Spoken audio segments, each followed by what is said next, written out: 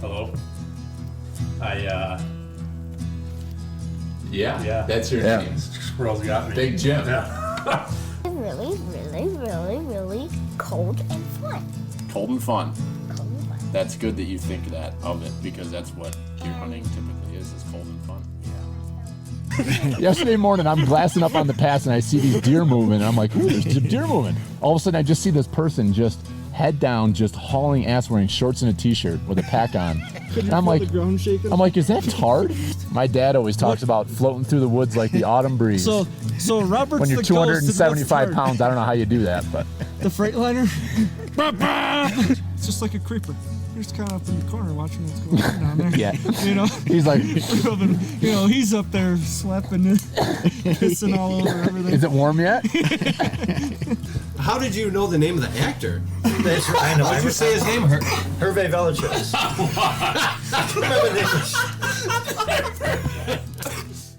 You know what pert near means. If you know what pert near means and you live in America, you're a redneck too.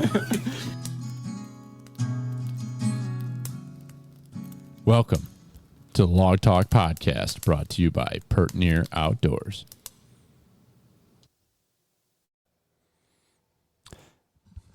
It's that time of year. It's that time of year where we all need to be thinking about, do we have everything we need to hit the woods? Chances are you don't, and if you think you do, you probably could use some more. So how about you go over to thehuntworks.com and check out all the incredible products these guys are carrying. This is a great family, local store. Dan and Steve Dunnigan, a couple hardworking sumbitches. They are now carrying archery equipment, everything from bows to arrows to broadheads, quivers, you name it. So on top of all the great tree stands and box blinds that they're carrying, they're now a full-on archery dealer, and really recommend that you check these guys out for your next big purchase. Head over to thehuntworks.com to see what they've got for sale, or if you're local in the Rochester area, head on over to their store in East Rochester on Dispatch Drive and check them out. They are on social media, The Huntworks, and also online, like I said. And if you purchase anything online, you can use promo code FEEDIN'Em to get 5% off, and that's FEED, FEEDIN, INUM, 5% off. Feed 'em. So you can pound them all season long. Yeah. That's how you should open it up. We did. It's recording. Oh, sweet. Oh, live from PA Deer Camp 2023. Final night. The boys are just hanging around. We just got done eating some Galumpkies made by the one and only Peter Michael Haynes, flooring expert for the Stars. Or is it from the Stars? It's your father, so what is it? Oh, he's for the Stars. For the Stars, okay.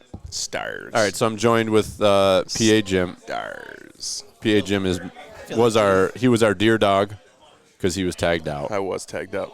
Shot a giant 15-pointer. I don't want to brag, but he was huge. Not hard. I just walked up the hill and shot him. Yep. Yeah. Opening morning, 7. We haven't heard that story in the podcast yet. Why don't you share it with young Rob? Maybe young Rob could learn a little something. All right, young Robert. So, yeah, my plan, and I got to give Billy some credit because the week prior was the. What'd you say? I give Billy credit. Okay, here. I'm going to go back to drinking my Manhattan. Thank you so much. You're welcome. The week prior in the New York opener, he had an interesting strategy, and his strategy was to get as high as possible off on the public area in hopes that the guys coming in at daylight or later, like they typically do, will push deer to the top. Deer are trying to escape the pressure, right? Makes sense. And it's an obvious thing that I've kind of, I guess, not overlooked a little bit because you're always trying to hunt those hot pockets, those hot pockets. That's what, yeah. Hey, pepperoni and cheese. Pepperoni cheese, hey. Oh, whoa. No, but you know what I mean. You try to hunt those hot areas with all the sign. So, anyway, long story short is I got up to the top of the mountain in the dark, got set up, and about 10 till 7, a doe and a buck came in. The first thing that I saw was the doe, and so I got rested up on a log. Did you mean? Oh, I'm sorry. I was trying to turn the background noise down. You keep going. You're doing great. You're so good. Keep going. It was super crunchy. It was like 21 degrees, so I could hear a lot. So I heard them coming from a long ways out. So I stand up, I get rested on the tree, between a tree and a big rock, and I put the scope up, and I can see like the doe's head. And I had a doe tag, so I'm like waiting for her to kind of get out of that. There's thick laurel on this side of the mountain. So as soon as she breaks out of the thick laurel into the open hardwoods, I'm trying to find like a good lane to, squeeze one off.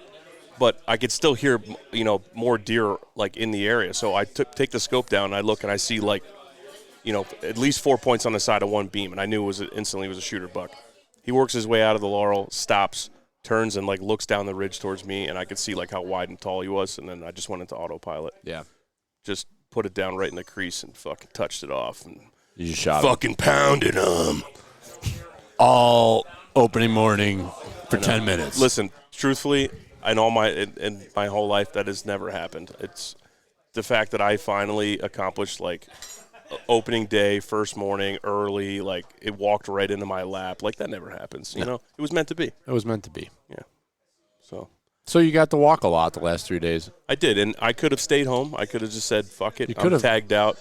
Good luck to the boys. You're a but team player. I'm a team player.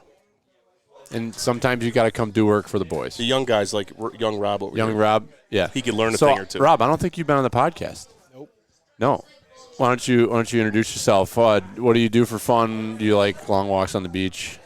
I do. I like long walks on the beach. You got to put the microphone right in your mouth. Put it right in there. Just jam it right in the deep throat it. right in the real back good. of your throat. There you go. Yeah. Take this thing and just put it right in there. I'm not used to something deep from you. You Sorry. know that, yeah. Really. He has this little voice like this. Yeah, Hi, my name's Rob. I'm a big man with a little voice. I pick things up and put them down. Give me a Garmin radio. You'll hear me talk. Oh, okay. So Rob's got a new nickname. Is it Radio Rob? Radio Rob, after Rod Farva, Officer Farva. Ursula, Radio 91. Can you hear me, Radio 91? It's Unit 92. Unit 92. You're gonna fucking Whatever. insult me. Dude, Get I it don't right. even care. Bear fucker. I don't even know. Yeah. So Rob you've been hunting with us for 3-4 years now? Fourth year. So you work with Dallas. Yep. And you joined the crew, and you're relatively new to hunting. Yeah, I started when I was 21, so 8 years. You're 29. I am. I'm Wow. fucking What a puppy. Dude, a pup. Oh. Hasn't even broke the, I know. the cusp. The 30 cusp. It's fun. Like, we've added a handful of guys. Like, you're new to our group, Jim. Like, Third year. 3 my years. third year. Yeah, third year. But it's like every once in a while we add another person, and like you don't know exactly how they're gonna fit. And like, Rob, we didn't know you were Pete's son. And I try to keep that made under things the radar. simpler once we realized that you were Pete's son that was illegitimate and it was lost. Like, Explains why I'm such an asshole. I know. But so it's interesting to have you two on here because we talked about doing a podcast over the summer called Fat Camp. Ooh, I yeah, we forgot didn't about talk that. about And we that. never did it. I completely forgot about that. And I'll tell you two you're a couple studs now. Just trying to. You go back a few years ago, there was some struggle sessions going on here. They were hard tacks. Came down to the Pennsylvania mountains and Got a reality check real quick. Oh, so let's talk stats. How big were you? I was Jim? right around 270 pounds my first year, All season long? all season long. Yeah. And then I scaled in before I came up here. I'm 235. That's a lot of weight. And I'd like to be yeah, another please, 10 to thank you. 15 lower than that next year, which is totally attainable. Well, now when you were in your prime, like when you were a full-blown breeder male, what were you? I was like 225. 225. Yeah. Wow. But I was like 225, You're like thick. low, You're thick. but at low body fat. Like I was, yeah. I saw the pictures. saw the you pictures. Were, I used to I was like, I used to pound them all season long. I was chasing different whitetail back then. yeah. You know what I mean? Yeah, no, I don't. But I know a guy. Yeah. Yeah. So Yeah, I've always been. I love my wife. I just want to put that out Yeah, there. no, we know that. We're not. We all know that. Yeah. It's hard. Like when I can't even. I don't know what it's like to be you. I know. Or you. I don't know. Yeah. I'm. Listen, the struggle is real. Once it comes on, it's hard to. It's super hard. Yeah. And Getting started's the hardest part. The first 15 pounds is because that's just you getting into shape and Fitness, not being a yeah. fat fuck anymore. I'd say just making That's it. It's that simple. just making like a drastic diet change is like you'll knock 10, 15 pounds off within the first like 4 to 6 weeks. Yeah. If you stay consistent with it. After that, becomes hard. Now you have to actually exercise to continue it. Right. And like, who says it? Jocko, as we all know and love. Motivation's easy to go, right. but discipline is where it Yeah, comes you down have to. to stay after it. I yeah. had to get. I mean, it's crazy. I had to buy all new like first light gear because all my other stuff. The first year you were here, you had all sorts of stuff that you, and then the second year you were like giving things away to people. I had to. It was too big. Yeah. Yeah. None of my shit fits anymore at all. I mean, you lost, like, it was dramatic. Like, you lost a lot of weight. So, it would have been 21. It was your first year, 21, right? Yes. Yeah. So, it really hit me hard when John and Bob was what, 61 Bob's at the time, yeah, 62? he's He's smoking me up a mountain. John I'm like, Peterson? Yeah, well, that's a given. But Right. granted, we'll go with the smoking. I'm like, right. And Bob being 62, I'm like, they're smoking me up a mountain. I'm like, this is not good. Yeah. So I got home. I told my wife, I'm like, something's got to change. I feel real bad about myself. Yeah. It didn't change. We got married. I was fat as shit in all my wedding pictures. It's embarrassing as hell. Even the fucking tuxedo guy's like, oh, it's okay. Don't fit. You suck it in. Like, all right. But, yeah, I would think and it was literally the heaviest I ever was. I mean, I got on the scale I'd say 10 or 12 days after I started working out, and I was like 286. Wow. Let's just be honest. I was probably 290 at my heaviest. Oh, my God. And we were packing on some weight. Yeah, and you guys not were. to mention the backpacks, all that shit, and water. You were over 300 pounds. Easily. That's So, crazy. But yeah, when you showed up to camp last year, I was like, whoa, like Rob lost a lot of weight. Like, Yeah. you look good. And I'm Now less this than I year, was last year. Oh, okay. Yeah. I was 261 last year, and I was 249. So what's your? Camp. Obviously, you get the eating where you want it to be, but then are you lifting or what are you doing? Cardio every day. I started. Dude, I was so heavy I couldn't run. My knees physically couldn't handle it. Is that right? So I spent probably about 4 months just on a stationary bike, just doing the hills, just as hard as I could, resistance as high as I could handle for no less than 40 minutes. Wow. That got not easy, but it wasn't getting my heart rate up. So then I started jogging, and now I'm up to I usually do at least a mile and a half before I lift. Yeah. And I'm usually lifting for an hour and a half to 2 hours. You don't have kids yet. No, I have. Yeah. I have to take care of a dog. Yeah, your workouts are like 30 minutes once you have kids. Yep. So you're in a good spot. Get the stuff in order, and then you just maintain. Yeah. And that's that's the biggest thing for me. Like fitness is a huge part of my life, but I don't really spend that much time at it. Mm-hmm. It's like I just maintain. But I'm fortunate because I have never been to that point where. Because I've just always been in a sport or training for something, so I've never gotten there. That was the thing. I was always in sports. Yeah. I stopped, and then I'm like, I can just keep eating like I was correct. before. Yeah. Right. Yep. And then it's like, oh, I'm not doing all that activity. Mm-hmm. And you don't even- drinking's the big Drinking's one. bad. You don't yeah. even realize it. Listen, when you get older, you get a good job, you start making some money, and now you have money to spend on more alcohol. And you get comfortable. So now you're just comfortable. When I was a broke college kid and I was playing sports the whole time, I was You're starving. fucking- You're eating ramen I was in and the best shape of my life. Yeah. You know what I mean? Yeah, when me and my wife started dating, I was 235 pounds. I was in the best shape of my life. Yeah. That's pretty much when every man's in the peak is when they meet their woman. And then it goes downhill. That's exactly right. Yeah, I look back at pictures of me and I was like, wow. And I mean, same thing. We used to go to the gym, work out for me and Chris and Jake. We would work out for 2 hours 3-4 days a week. We're going to meet at the gym after work and we hang out there and it's like a whole thing, Sometimes there was nothing else better to do, But then Are you changing our Western, Molly? when we were bored, we just go to the gym. Maybe. We're watching some really classic Western here. This guy needs to go to the dentist. Thanks to my father. Yeah.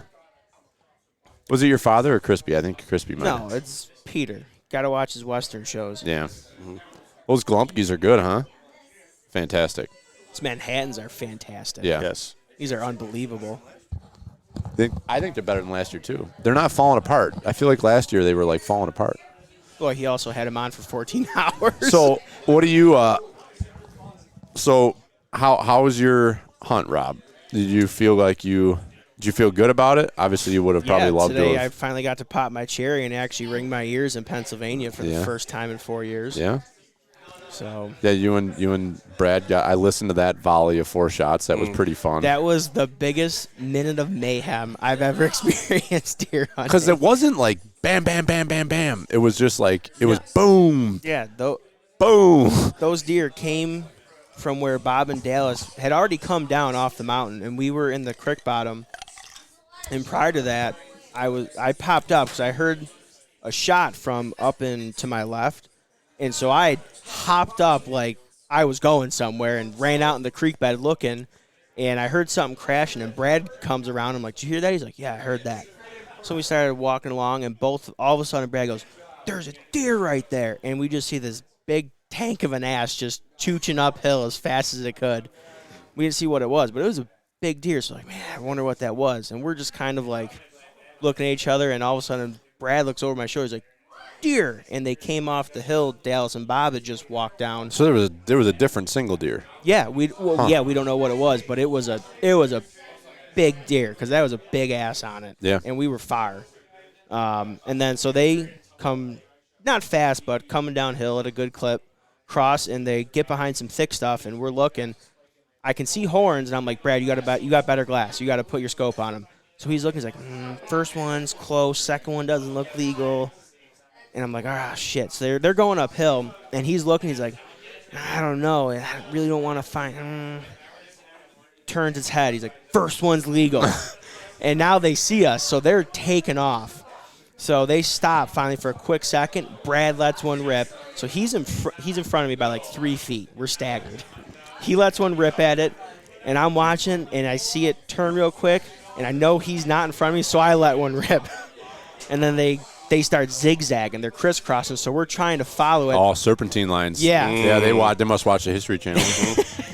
So then all of a sudden Brad lets another one rip, and all I could see was brown in my scope, and I thought of you yesterday. And I'm like, let's just let her fly. And we had 4 shots and 4 misses. Yeah. And impressively, we got up there, and Brad tracked those deer by hoof print for a good 60 yards, and we never found blood at all or hair or nothing. So they were clean misses, which is good, but finally got to see a legal buck and take a shot at it. It seems like they weren't big by any means, but I probably hunted down here for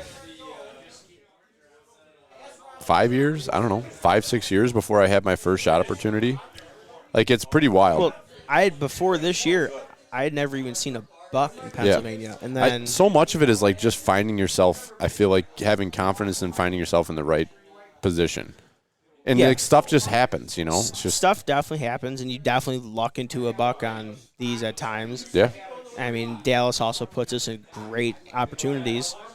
But yeah, I mean, been hunting Pennsylvania with Dallas since 2020, and I had never even laid eyes on a buck until this year. We came down with the kids for the muzzleloader, saw a spike, and that was the first buck I finally saw. And then I've seen 4 non-legal deer. I wish Sam was with me. He could have shot him because he's a youth. Oh, that's right. So, and then I saw my first actual shooter buck today. So, I'd say that's my best hunt yet here. Yeah. Period. Not all of us could come to PA and just capitalize. Yeah, we're not all Bill. I'll pay a lot of money for that horseshoe. Dude, I don't even know. I don't know. I think killing bucks in PA is pretty easy. I'm just saying. Honestly, that's how my whole year's gone, though, too. Live here. Just close calls. That's my whole season. It'll turn into that. Like, it'll just start happening. Yeah. Because you have not been hunting that long. No, and I hunt all public land. I've never had. Right. Well, I had private land, but I hunted like every other private hunter. Preset stands where they're easy to get in, and everyone goes to their stand, and you sit there all day. And then I started working with Dallas, so I started working at work, and someone's like, "Oh, you hunt? You want to kill a deer?" I'm like, "Yeah." They got to go talk to that guy. I'm like, "That scary-looking dude right there." You think Dallas is scary? Dude, you should see him at work. They call him the Terminator. Is that right? Yeah. Because he just wears that blue. He's got the blue suit, the hat, and those piercing eyes, and he never freaking he's smiles. very intense. Very intense. That's So why him and I get along so well. We're both intense. I don't think he's so. more intense. You don't think I'm intense? You're not intense at all. I mean, you're pretty You don't know. lax. You haven't seen me at work, bro. I'm hard. I mean, you hunt hard and you take this very seriously, which I can appreciate. Yeah. But as far as being an intense person, no. Yeah, not compared to him. No. Yeah, I walked up to him, and all I could think of is, walked up to him like, so, you hunt deer? Heard you're the guy I talked to. He goes, smirks. He goes, so you want to kill deer? I was like, oh, I found the right person. And I was attached to his hip ever since that work. Yeah, I'll never forget. And I remember when he was like, yeah, I got this guy at work that wants to start coming hunting with us. And we're all like, oh, okay. And if Dale says it's cool, he's cool, whatever. I didn't ask. He was telling me about the drive. Yeah. And I was like, we're just going to let this happen. I'm not going to invite myself. I'm not going to ask. We'll let it happen. That's the way to play it. Oh, I played it real cool. And you don't want to be that that guy who's like asking because you're not going to. Yeah. I was chomping at the bit, but I'm not going to do it. So probably like 3 weeks before, he's like, if you want to come to Pennsylvania, you're invited. All right, cool. So I'm sitting there, I'm thinking about it, and I was like, I want to go. Maybe I don't. I don't know. And when he goes, it's cool if you bail. Most guys do it. I'm like, fuck this guy. I'm going. Yeah. Mm-hmm. It's true, though. You make the offer to so many people, and it's a big commitment, and it's a totally different type of hunting. A lot of people just don't really enjoy doing this. And I had never done anything like this, and I was not prepared. It's a lot of hard work. It's hard, dude. A ton of hard work. Yep. Well, I mean, and I'm not like, Bill, you hoof it almost every day. I mean, and I sat once and walked once, and I did 8.5 miles the first day. I did 10.6 yesterday. Yeah. And today I was a sitter, and I still walked 6.5 miles. Yeah. Like, it's and crazy. It's not just a straight, easy. It's up, down, left, side hill. You're over deadfall. You're in through thick briars and shit. I mean, and there's nothing in the gym that can prepare you for that. That's why I love trail running. Like because it gets you like used to that uneven. I looked at those runs and I can't do those. But that's the fun. Like that's the fun part about this. Like you do these things all throughout the year to have you prepared to come do these hunts. And like, we go to Colorado and do those hunts out there, and, that stuff all correlates. Like, you get yourself in shape to do that, and then you can carry that all through the whole fall. Hunting Allegheny all year this year. I was hiking straight uphill, no less than a half mile with a tree stand, sticks, and all my gear packed in my bag, so I'm not sweating. My backpack was like 40 pounds. Mm-hmm.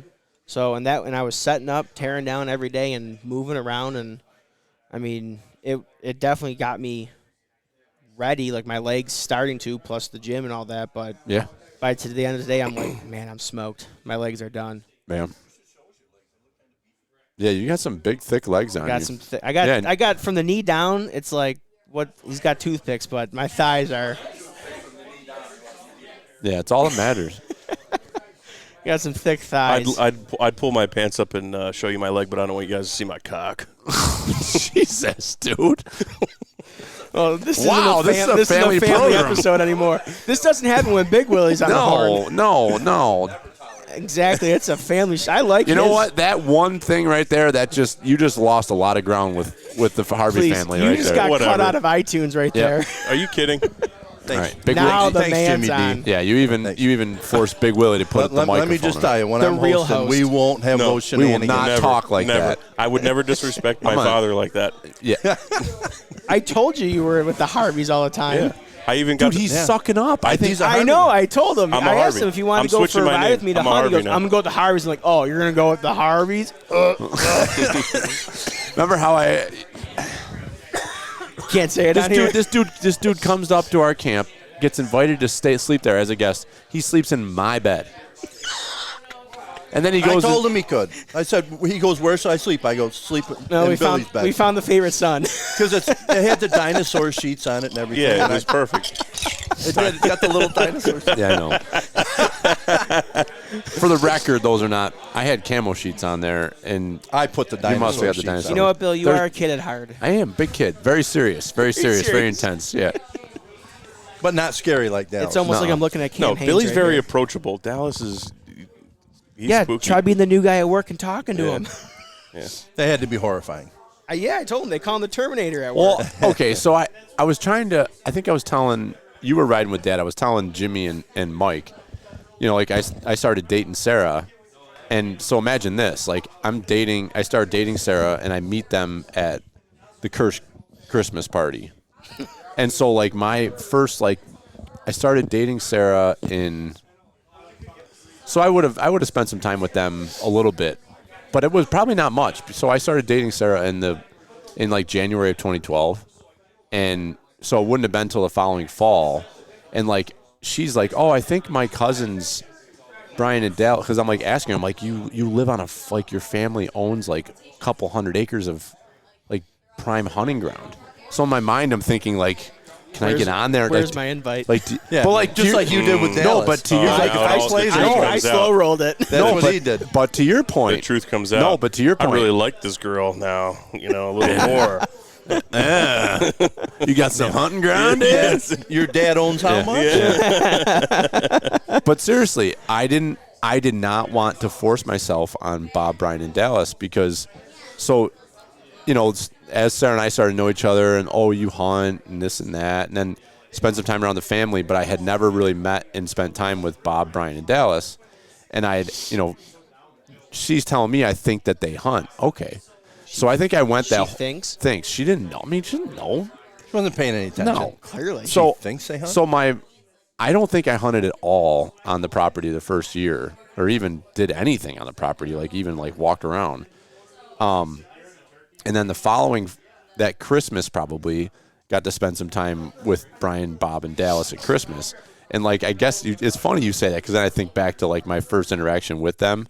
Like, they don't want to talk. What the hell? I'm their freaking cousin's boyfriend. Like, they don't want to talk to me, you know? And then it just progressively like start to know them. You go to some like holiday parties, you spend some time together. And then I think it was probably like the fall of 13 maybe that I hunted there for the first time and I shot a doe with my bow and they weren't there. And then it was like a couple of years, I didn't really ever hunt with them. They would say like, yeah, just go hunt like that ladder stand on the edge of the woods. Like, yeah, you get the corner, stay out of the good stuff. I was always like, yeah, whatever, you know, wherever you want me to go, it's fine. Yeah. And it was probably like 2 or 3 years that Sarah and I were together, and they still had not invited me to come down here. And at the time, it was only like 4 or 5 of them that would come down here. And then they invited me maybe like 2014-ish, and 2014, 2015, and that was the first time I came down with them. But like, I totally get that, and like, that's the play. Like, you do not force yourself on people that have a tradition or a camp or anything. Like, you just like let it happen. Yeah, and I mean, this camp is legendary at work. People hear about it and are like, they'll come up to me and like, can you talk to Dallas? I'm like, no. Absolutely not. No way am I letting you in on this. No, this is way too good. And no, like if he wants you, he'll ask you and just be cool about it. I don't know. That's all I can say. Because Dallas like, does like all the scoring for your work buck contests for all and the everything. buck contests and stuff, yeah. But yeah, they all know about this camp, and a lot of guys that hunt want that invite. And I just went and talked to them about deer hunting and asked them for help and tips, and that was it. That's all I asked for. He liked you. I also didn't leave them every day. I was, hey, what about this? What about this? What about this? He was the annoying guy. Oh yeah, but I was asking relevant questions. I wasn't asking to put me on a buck. I just wanted to learn. Yeah. Just like today with Brad, when I'm like, Brad, how are you finding these tracks? Like, take a second and just show me. And he stopped. He's like, well, you got to look ahead. You kind of got to look down. And he was showing me how to find tracks in the leaves. And Right. So you never have. I did that with the buck I missed on opening day when like I said, haven't killed many bucks, and when the big one shows up, you haven't killed many, it goes bad. It went bad. Yeah. Even when you shot a bunch, it still can go bad. And I obviously had a running track for a little bit, but I was on my hands and knees flipping leaves, following tracks. No joke. I went 437 yards. I put my track around with Onyx. Flipping leaves, 470 yards. I found. Could you smell them? I wish. I literally went from where I hit him in the neck, there was blood and hair, and I saw the white hair, and I'm like, I really don't like that. That was the first blood, and then I found 2 other pin pricks of blood, and that was it. That was all I found. I was I'm just following. I don't think you flipped all the leaves. I think that's what. Apparently not, because I couldn't find him. I mean, he's alive somewhere with a little less weight. It happens. Was that this year? Yeah. It was. Yeah, you can learn a lot by just walking through the woods and trying to look and like. It's interesting that you say that because you don't realize it. Like if you haven't been taught, like I learned just walking with you inherently just spending time with you growing up as a young kid before I could even hunt, like Dad saying, oh, there's tracks, or like there's running tracks, or we'd be tracking a wounded deer, or whatever. You learn those things. Yeah. But when you get into it as nobody in my family nobody's hunts. mentoring you. Yeah, like you're just going hunts. out, right? That's hard. Yeah, I'm teaching myself. I'm watching YouTube. I'm watching television shows, which are useless because everyone hunts. The on television a farm. shows are They're terrible, stupid. yeah. They completely teach you the wrong thing. But yeah, when I started with talking to Dallas and there been 2020, that's like exponential growth from there. Right. I mean, You got to have somebody like that to mentor you a little bit. yeah, and the whole time he's like, we're gonna get you a buck. We're gonna get you a buck. I mean, he's not gonna put me on one, and I don't want him to because Right. that's Just want to learn the skills so you can put yourself on yeah. one. And this was the closest I've had so many close encounters this year, more than any other year on public land than even when I had 2 years of private land and we were just doing the normal ladder stand stuff. I mean, I was within. So you're probably getting better. You're Yeah.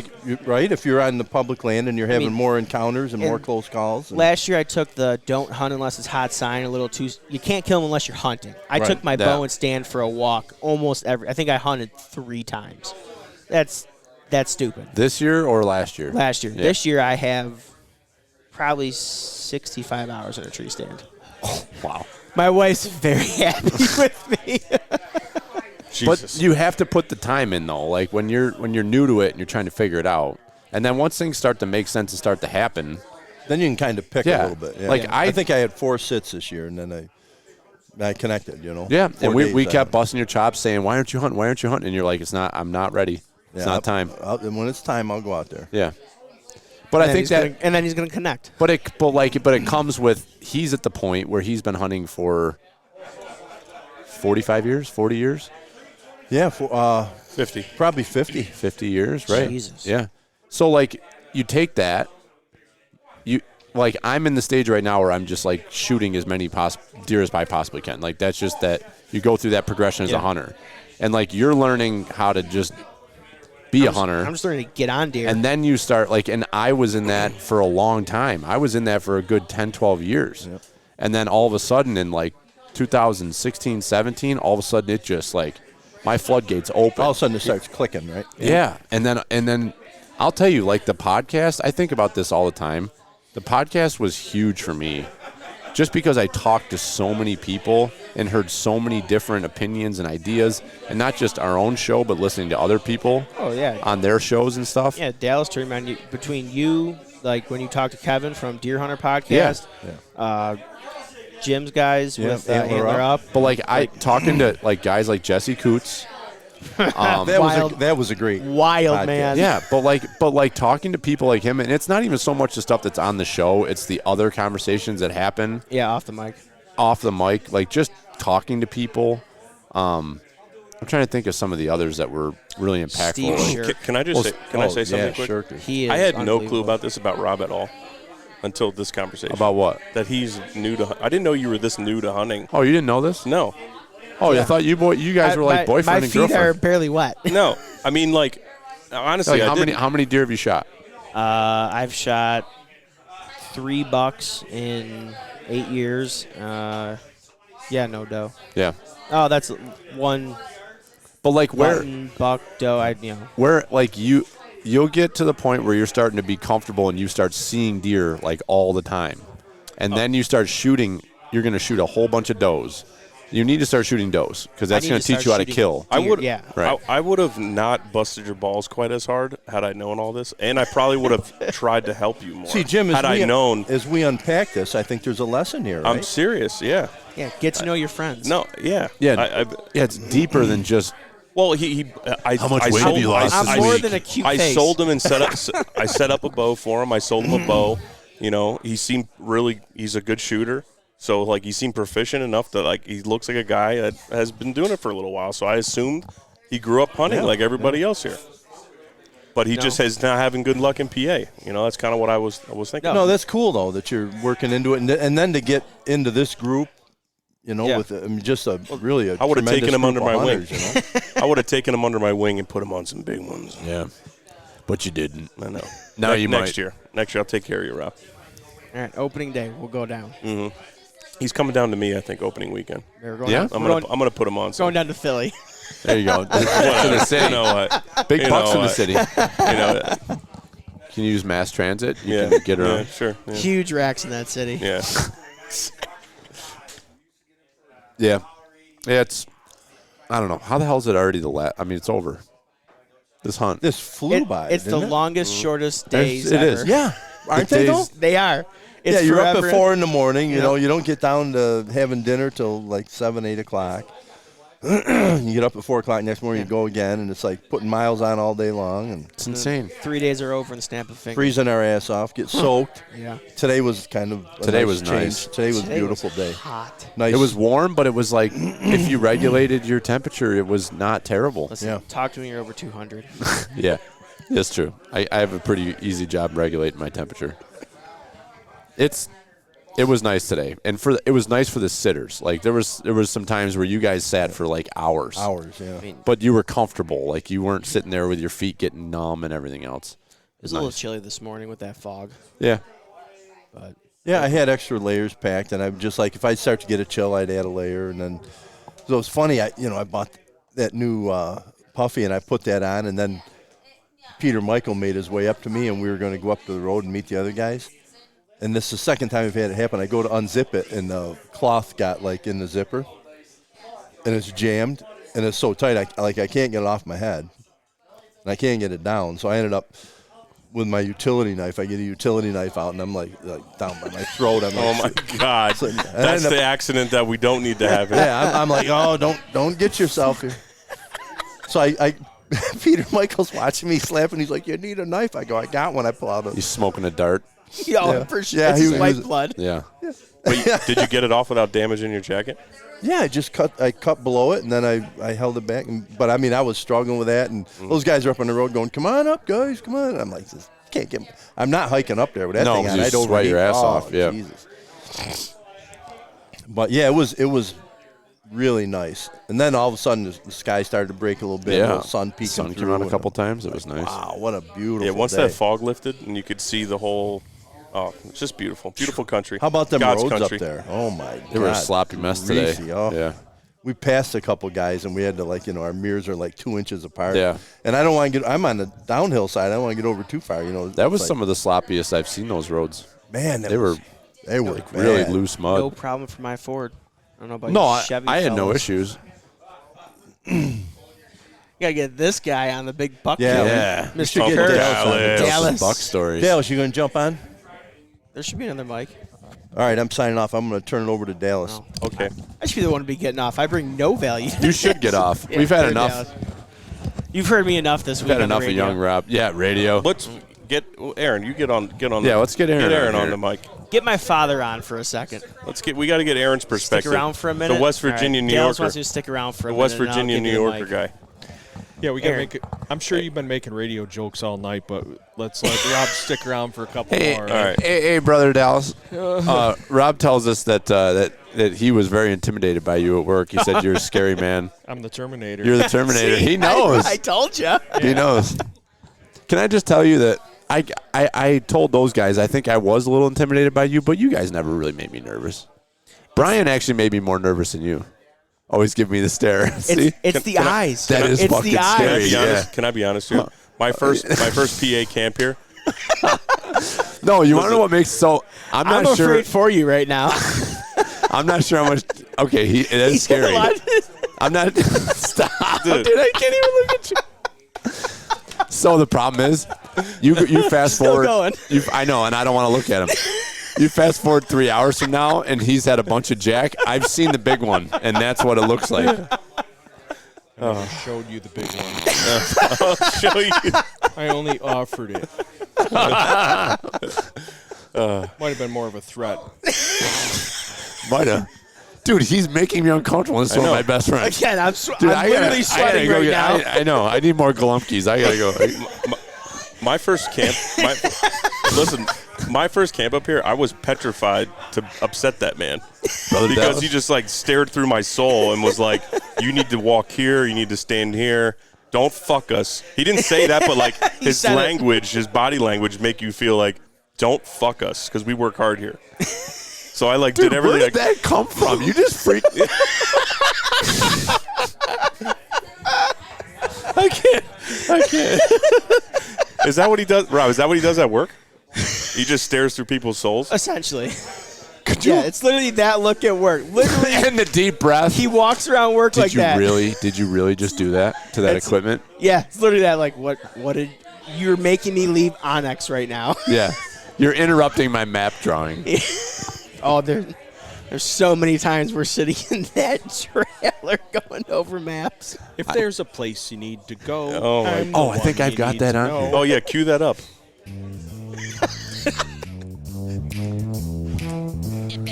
place you need to go. Oh, there's one you need to know. I'm the map. I'm the map. I'm the map. If there's a place you need to get, I'm the one there. I bet. I'm the map. I'm the map. I'm the map. I'm the map. I'm the map. I'm the map.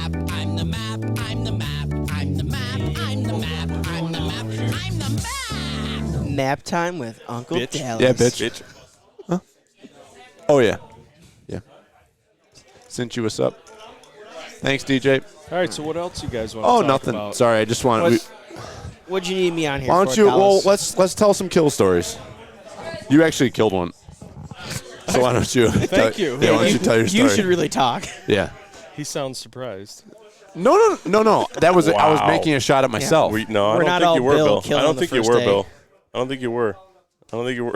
That's why Are you got gonna make that him look. start staring at me again? Yes. No, I was taking a shot I at myself. know, yeah, Okay, and we'll yeah. get there. We'll get there. Brother Dallas. Okay, day one. All right. So day one, first drive, kind of disappointing. No buck seen. Drive that we almost always. I saw a spike. I could have killed a spike, but whatever. But you can't. Was it under 3 inches?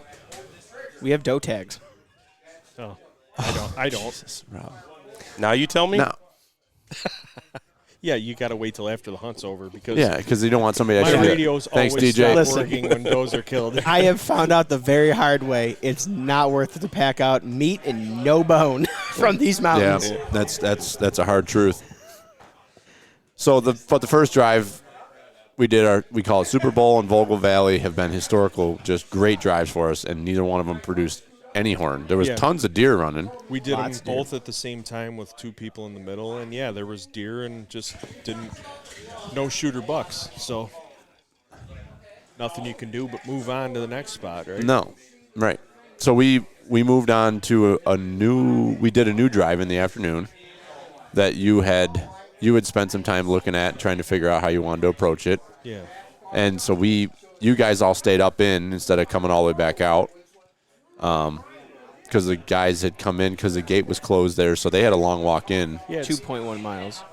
Is that what it is? Yeah. And then it's, up to 2.5, Kurt and Sam were probably pushing 2.5 miles. So it's cool walking in there that distance, but when you get done hunting and you want to walk back out, like again, if you got meat on your back, it's cool, but to do a hunt like that and not kill anything. Good joke. Triggered. Yeah. You got Crispy and Trigger both fired up.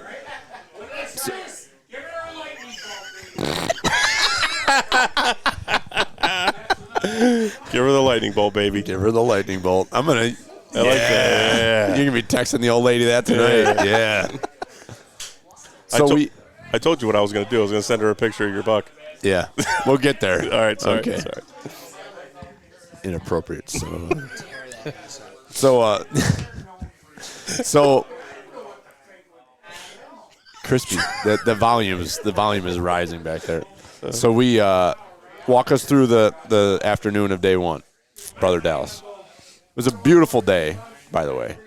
It was cold as hell in the morning. There was a little bit of snow, and then it warmed up quite a bit. The sun came up. It got warm. Yeah, so I think we actually executed a plan pretty good where you had a group and you did your hunt and you backed out and took trucks around to the bottom. And so basically we hunt halfway down a road, and instead of just turning around and after the hunt, instead of just turning around and going back up to where we came from, I thought let's just try to figure out a way to hunt, keep going south down to where there's a main road and have you come in and then have you push up 3 different draws So in the end, I don't know. We haven't even talked about whether or not it worked out well or not. No, we haven't. I mean, it worked out as far as executing a plan, but as far as how the hunts went or anything, we haven't really talked about it. But the fact that was that I was dragging Peter Michael around with me because that's how I like to keep track of him, is just make him do everything that I'm doing. Yeah. And we got the draw that I was supposed to sit at the top of. It turned out that I couldn't get there very easily. It took a long time. There was clear cuts up there that weren't shown on any map. So instead of being able to just blast down a ridge or a road, we had to work our way around the outside edge of a clear cut. And we got just about to the point where I wanted to sit him at the top of the draw, where I had him on the map. And he had just given up. Like, that's what he'll do. He'll just, when he's done, he's done. He just ain't going to fight. He's like my through it. 5-year-old. He'll just, yeah, exactly. He is. And that's why I say he's just another one of my children, you know. 63-year-old child. So I'm like, I get to a point where I'm like, see you tomorrow. good night, Jim. Is that your moonshine? Bye-bye. Oh, boy. Bye-bye. That wasn't even a shot. That was like a... that was a lot. That's an Aaron shot. It was like a half liter. Get out of here, you tick-infested son of a bitch. I earned that shot. You want me to sit yeah, your tape? I think you should let AJ have the headset because he's a killer.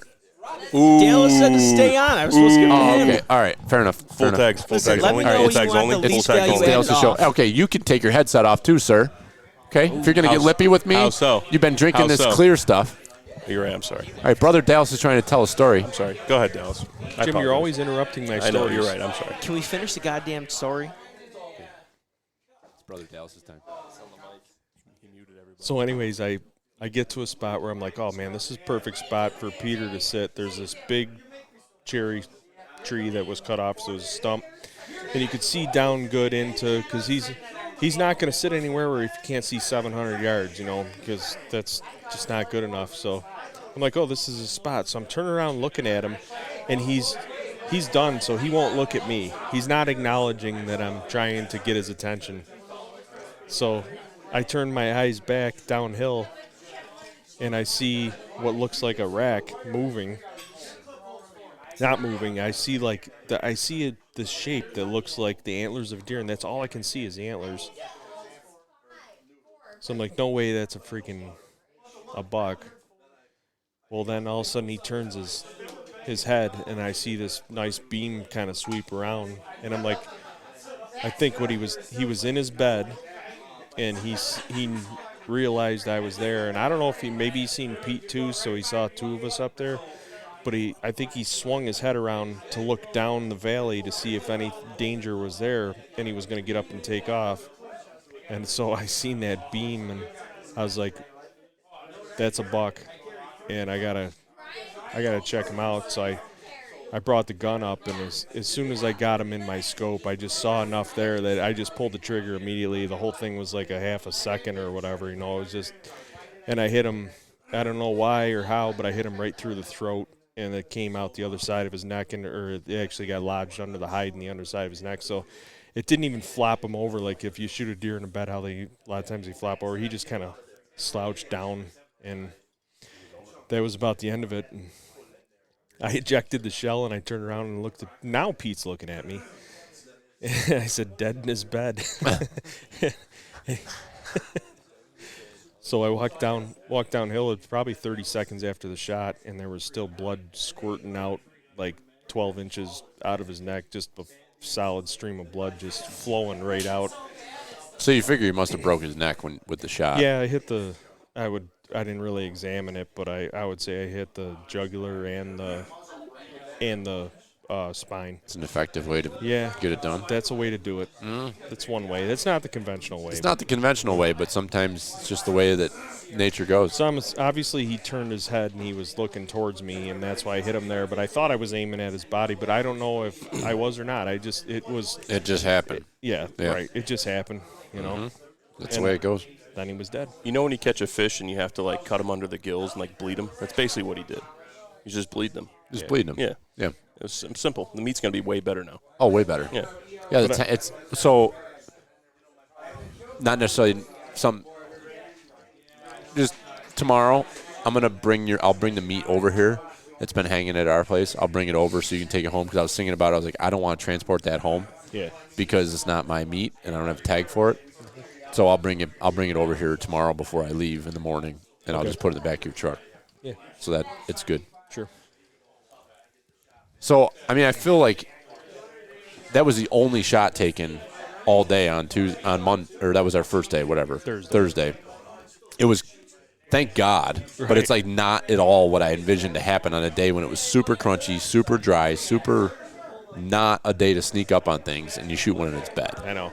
So it was a cherry clear cut, which most are here, but there are sometimes you'll see beach clear cuts, but it was all cherry. But then there was a lot of fern / dead whatever weeds grow in with the ferns, that. Yeah, like they die off. Whatever you have that a lot is. of brown mixed in with some green ferns at this time of year, and that stuff's fairly quiet to walk through. So that's actually one of the quieter places you can walk. And that clear cut was just loaded with buck sign, as they all are. Yeah. We cut through a point not too long before that. We cut through, and I had to call Pete up and look at it, and we never really decided what it was, but it looked like the shape and size of a bed, but like a really big buck bed. But it was dug out, where you could clearly see that something had dug it out. And it was right under a cherry tree with overhanging branches, but yet none of the branches were broke off. So it kind of looked like a scrape. It kind of looked like a bed. There were some deer tracks in there, but they were tiny. So I don't. And there was buck rubs all around. Yeah. Everything kind of would lead you to believe that it was a buck bed, but I don't know if it was. A bear won't really use like a bed that they go back to. It had to be It had to be a buck bed, I think, but it was not something that I've ever seen before. Jim, you got more experience here. I've never seen anything like that either. But I can't imagine that they would clear the leaves or an area like a dogwood or something. Deer doesn't normally do that, but it looked like a scrape. But even that, it was too big and too dug in for. And like I said, there was nothing was broke off. There was nothing to indicate that it really was a scrape.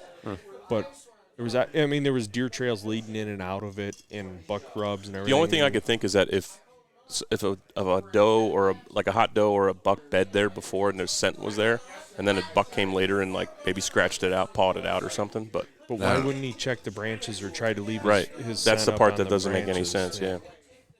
That's weird. I don't know. That was not long before I shot the deer. I don't know. 1-2 bang. 1-2 bang. Yeah, there was. I don't know that area. I didn't love it. I got up on that side hill on the side that I was on, and there was very, very little deer sign. There was not much for food. It was just a side hill full of open hardwoods and then just super tight cherry slashings. Just I don't know.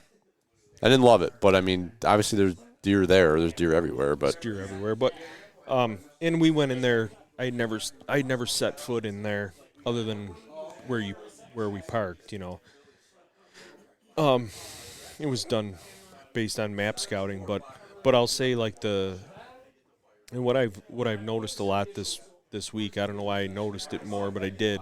Maybe it's just where I walked because I did a lot of walking, but I found in a lot of the draws that were open and the side hills that were open where they don't look like there's a lot of deer in there, and you won't find a lot of deer sign in there.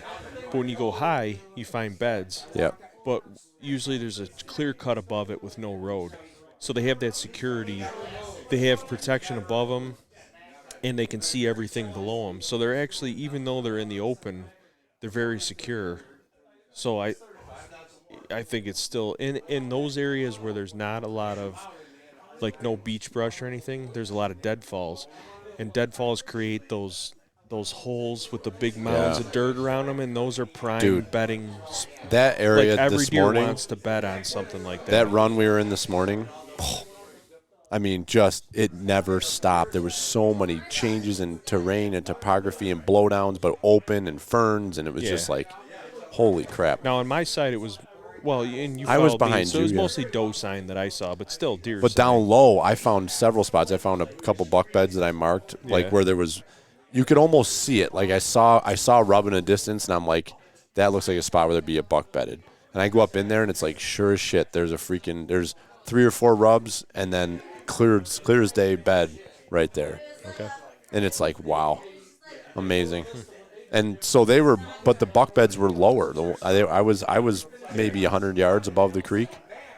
Yeah, so I always like to think that the bucks are bedding higher, but it's just about security, right? I mean, a good spot is a good spot for a buck to bed. I mean, and it may not be that he's bedding there all the time. It's just maybe that's like he's tired and needs to lay down for a little bit. Well, it could even be a summer or an early fall bed when all the vegetation's on. Then there's cover everywhere. Oh yeah, right. It's just like when you go to a farmland and you find, you go in August when you walk through like the tall grassy areas and shit, you can see there's the bucks everywhere. are bedding there. Yeah.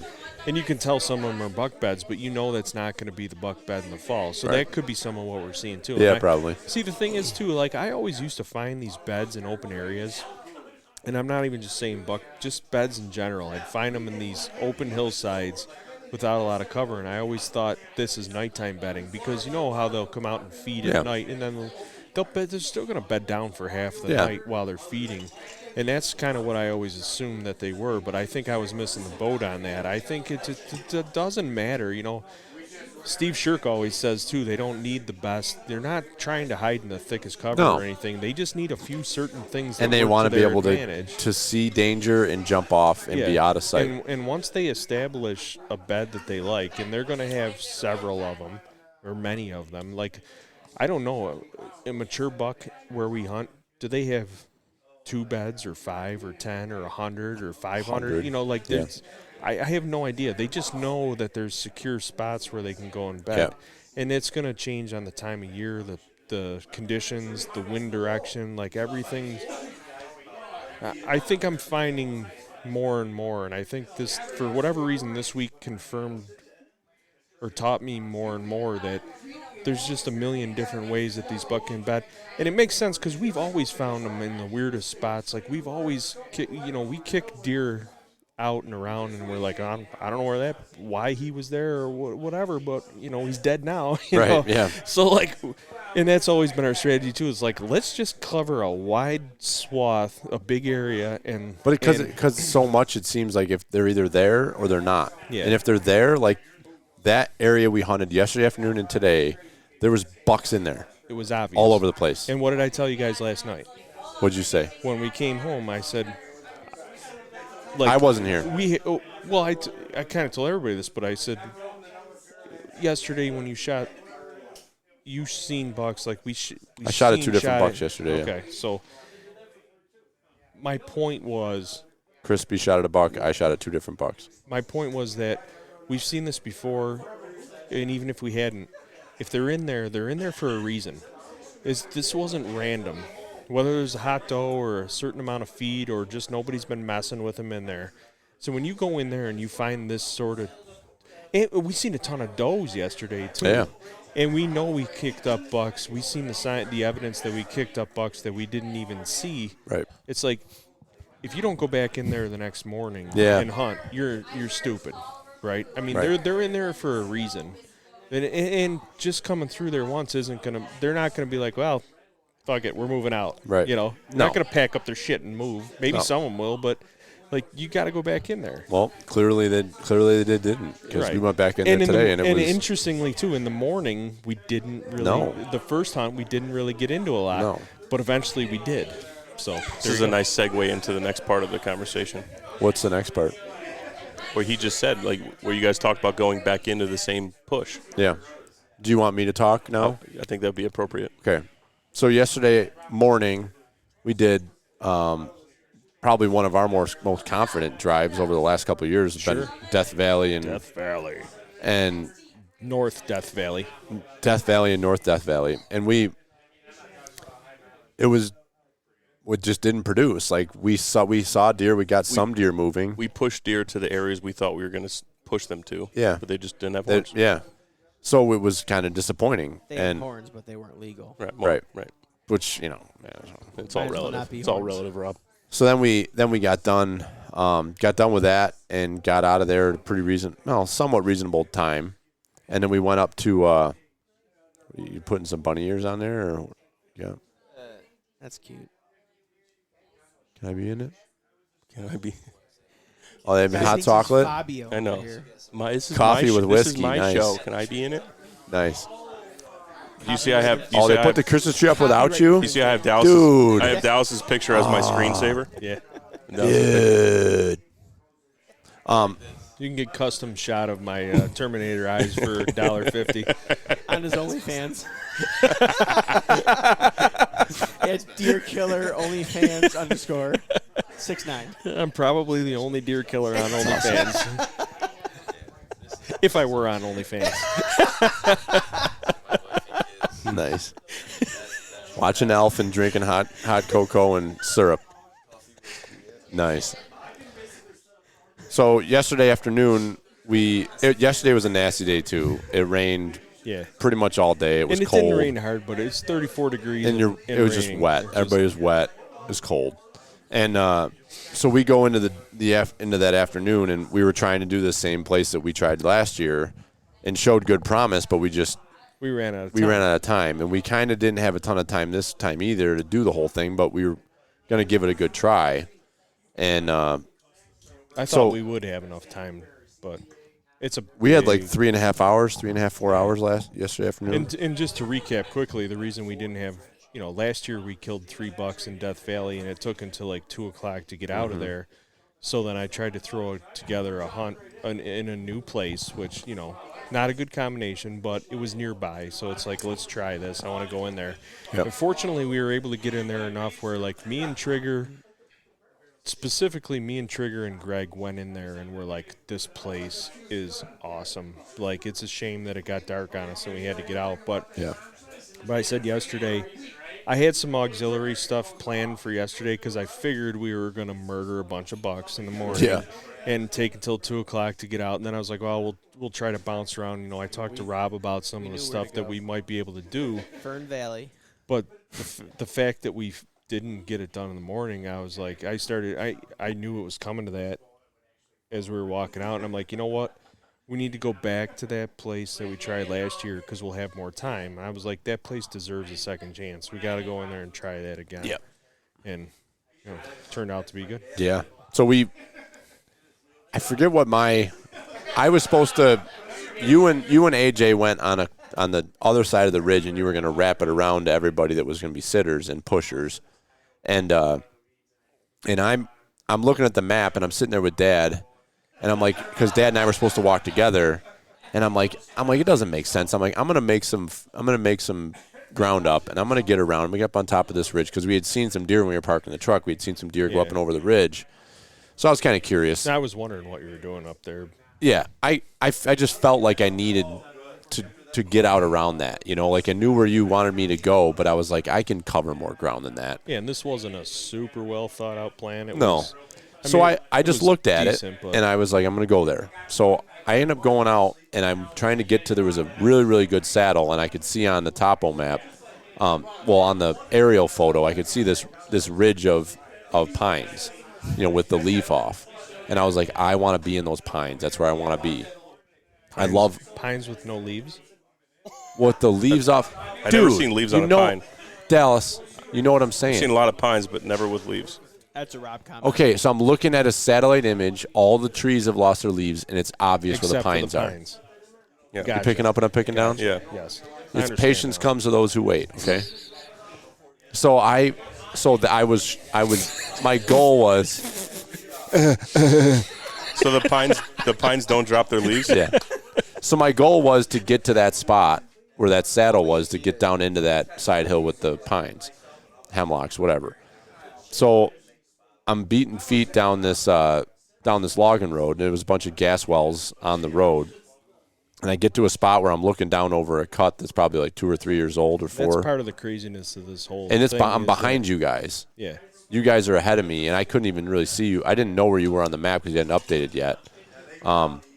But I'm coming down this road, and I'm watching down in this cut, and I'm like, that area looks so good down there. And then I see a buck running on the logging road in front of, like down below me, probably a couple hundred yards. So I just dropped to a knee. I don't even know if I dropped to a knee. Was it running away from you? Running away from me. behind so you guys. somehow me and AJ got past that buck, and then you came up over the ridge. Yeah, and I don't know how we would have seen And it I because it's went raining, it's quiet. I mean, I went pretty high. I went pretty high on that ridge for a while. I mean, I could show you my track, and we should compare our tracks. That deer was to right see. down in there where Brian shot and missed that buck today. I should have walked above that. I'm pretty sure I would have walked above that. I have to look at the tracks. I mean, I see buck big beams, like he was a really good buck, and he's running straight away, and I just pull up the gun, and it's a long shot, but I'm like, hey, he's right here, that saddle's right there, like maybe if I shoot, he'll turn and he'll go over the saddle turn up your and right scope into for the that long shot? Yes, I sure did, and that'll be something part of the story here. So it goes foreshadowing. I shoot, and he is not harmed, and he kind of takes off running, but he goes up onto, there's a saddle there, and he like goes like kind of up into the clear cut, but it looks like he might go over. So I took off running down the road to try to get down further in case he did cut across the road to go over that saddle, and he never did. So I went down, and I went down onto that old logging road, overgrown road, and found where he was standing. There was no sign of a hit or anything, so I went back up. And I found a really, like, this cut was, like, impenetrable up top there. Like, you cannot walk through it. I tried today again. Like, it is. It's, and last year you were, yes, I know. But there was a road around the back side that you could have. But I don't believe you. So when you say things, I don't believe you. I just want, it feels good for me to get that off my chest. I have to see it for myself to believe that what you tell me is true. You know, like, some guys just are, like, quiet and suck it up. I just bitch and get it out. Okay. And you do. And then Brian calls you out for it because he does the same thing. Right. A pot calls the kettle black. Yeah. Yeah. So I find a spot where the road it's at the saddle, actually, and there's a pretty good deer trail that drops down, and it goes right into those hemlocks. So I was like, perfect. I'm going to go dip into these hemlocks and start working my way down the hill to get where I should be on this drive. So I'm working down the hill, and I'm probably 3/4 of the way down the hill to the bottom to where the creek is. And I'm in the hemlocks. It was raining pretty hard at this point. And all of a sudden, I hear this, and I look to my left where the noise is coming from, and at 10 yards is this buck just running at a dead run coming from behind me. And all I hear is him breathing, and I just pull the gun up, and he's running right across in front of me. I pull the gun up, and my scope's still zoomed in at 7 or 8, whatever, a 9-power scope. My scope was zoomed right in. And so all I saw was brown, and I shoot, and I knew I hit him in the back leg. And he stumbled and jumped across the creek, and then he went. I was right at the bottom of this whole string of hemlocks on this ridge, and he jumped over the creek and went underneath this blowdown tree, and he just flipped and tumbled, and it was like he wiped out hard. The buck did. Oh, yeah. I didn't hear that part. Oh yeah, like and there was hair. I understand why, but I didn't hear that. But I took a picture today, I can't comprehend this whole thing. It's amazing. The whole situation is wild. So when I shot, I saw it. I shoot and I see him, and I see that his back right leg is broken. I broke it. I saw that it was broken, but there was no blood. Like there was no visible there's the wound right there. Because it was at 15 yards, When I've seen bone damage in the past, there's blood everywhere. Yeah. At least that's what I thought. Yeah. And so, it all this all happened literally freaking split second. And he's running by, and I see his beams. He's a big 8. I'm like, it's an 8-point frame, shooter, pull up, and bam, I shoot, and I reload, and he jumps across, goes right over, and goes right underneath that tree, and it's all beach whips on the other side of that tree. And he gets back up on his feet, and then he's just into the beach whips and gone. And I'm like, son of a. So I hustle over there, and everything happened so fast. I go to where he was running, and I didn't really look to see where he was standing when I hit him, which at that point I guess it really didn't matter. I knew what tree he went under and fell. So I go over to that tree, and there's no blood there, but there's hair because he had just flipped and tumbled, his body hammered off that tree. He got back up.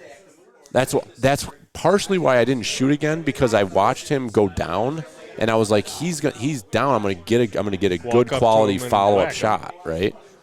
And he got right back on his feet and was just disappeared, gone into the beach whips. I'm like, so I follow him down, and his running tracks were not.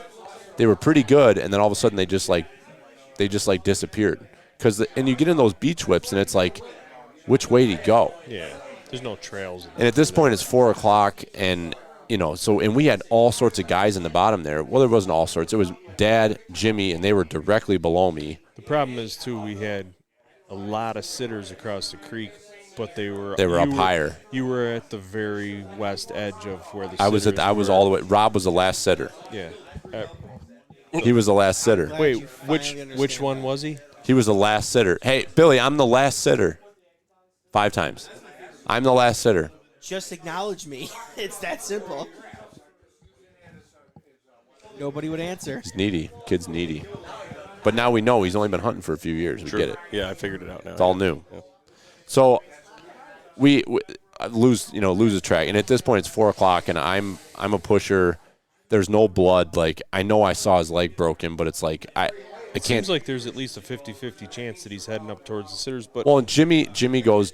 I talked to Jimmy on the radio, and Jimmy's like, I just had a single deer come up the hill. Yeah. Right past me, and he was like slinking. He went right up that draw, right straight. And I'm looking at the path of his running track, and I'm like, that deer at the head had to have been him. Yeah. I couldn't believe it because I'm like, with a broken leg, I can't believe that deer is going to want to go up a hill, especially a steep hill like that. And we hunt a lot back at camp, and it's all steep hills. You hit a deer and you bust a leg, they don't want to go up. They want to stay level or they want to go down. But if they know they're being chased, if they have to, they'll do it. But that's just typically what they do. So anyway, we finish that drive. We come back here, and to your point, you come back to camp, and Crispy had said when we got back to the truck last night, we were waiting for you, and he's like, we're going to go back in there, right? And I was like, I don't know. I was like, we got the other drives already planned for tomorrow. No, because and me and Crispy. You guys came back, and then you talked here, and then we came over for dinner, and it's like, no, we're going back there tomorrow. So we drew up the plan, and more concise. We had a whole day to do it if we needed to, and so today, because number one, because we had a wounded buck. We had number one, yeah. But also because, there was bucks in there, yeah. And Chris missed one yesterday too. Yeah. So we, long and the short. So today's drive, we go almost the whole morning with like nothing happening, and then the whole morning, but the whole first part of the drive, right? Yeah, but there was no shots in the morning. No. At all. Well, so then we go I'm just saying that when we kind of segmented it at like 10 o'clock and sort of moved on to the next thing, and that's when shit got western. Stuff started. So I went. It got wild. It got wild. I went.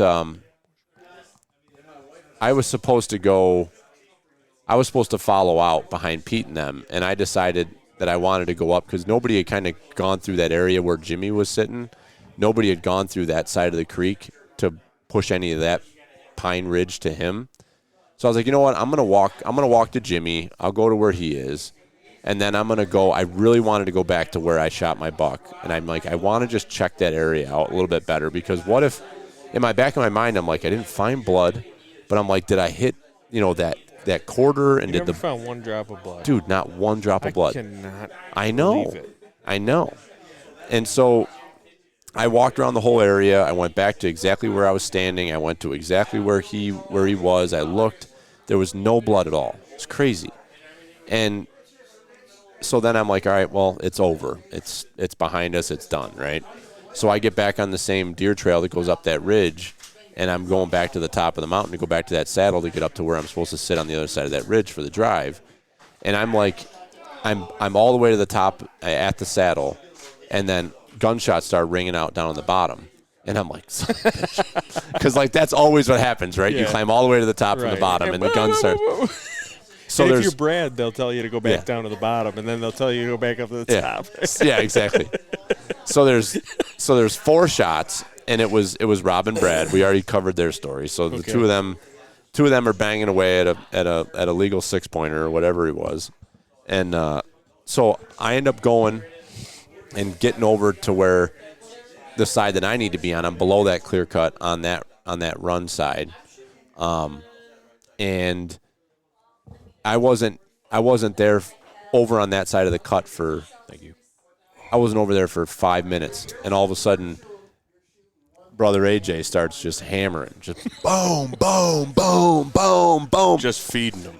And he was directly across. directly across the valley from where I am, and I mean we're talking he's like direct, nothing in line other than just him shooting down into the hollow. Shooting at you other than he's shooting straight right. down. But I can hear went the 6 to midnight. Like you can hear the hissing of the bullet before you hear the gunshot. You know, Really? it's like.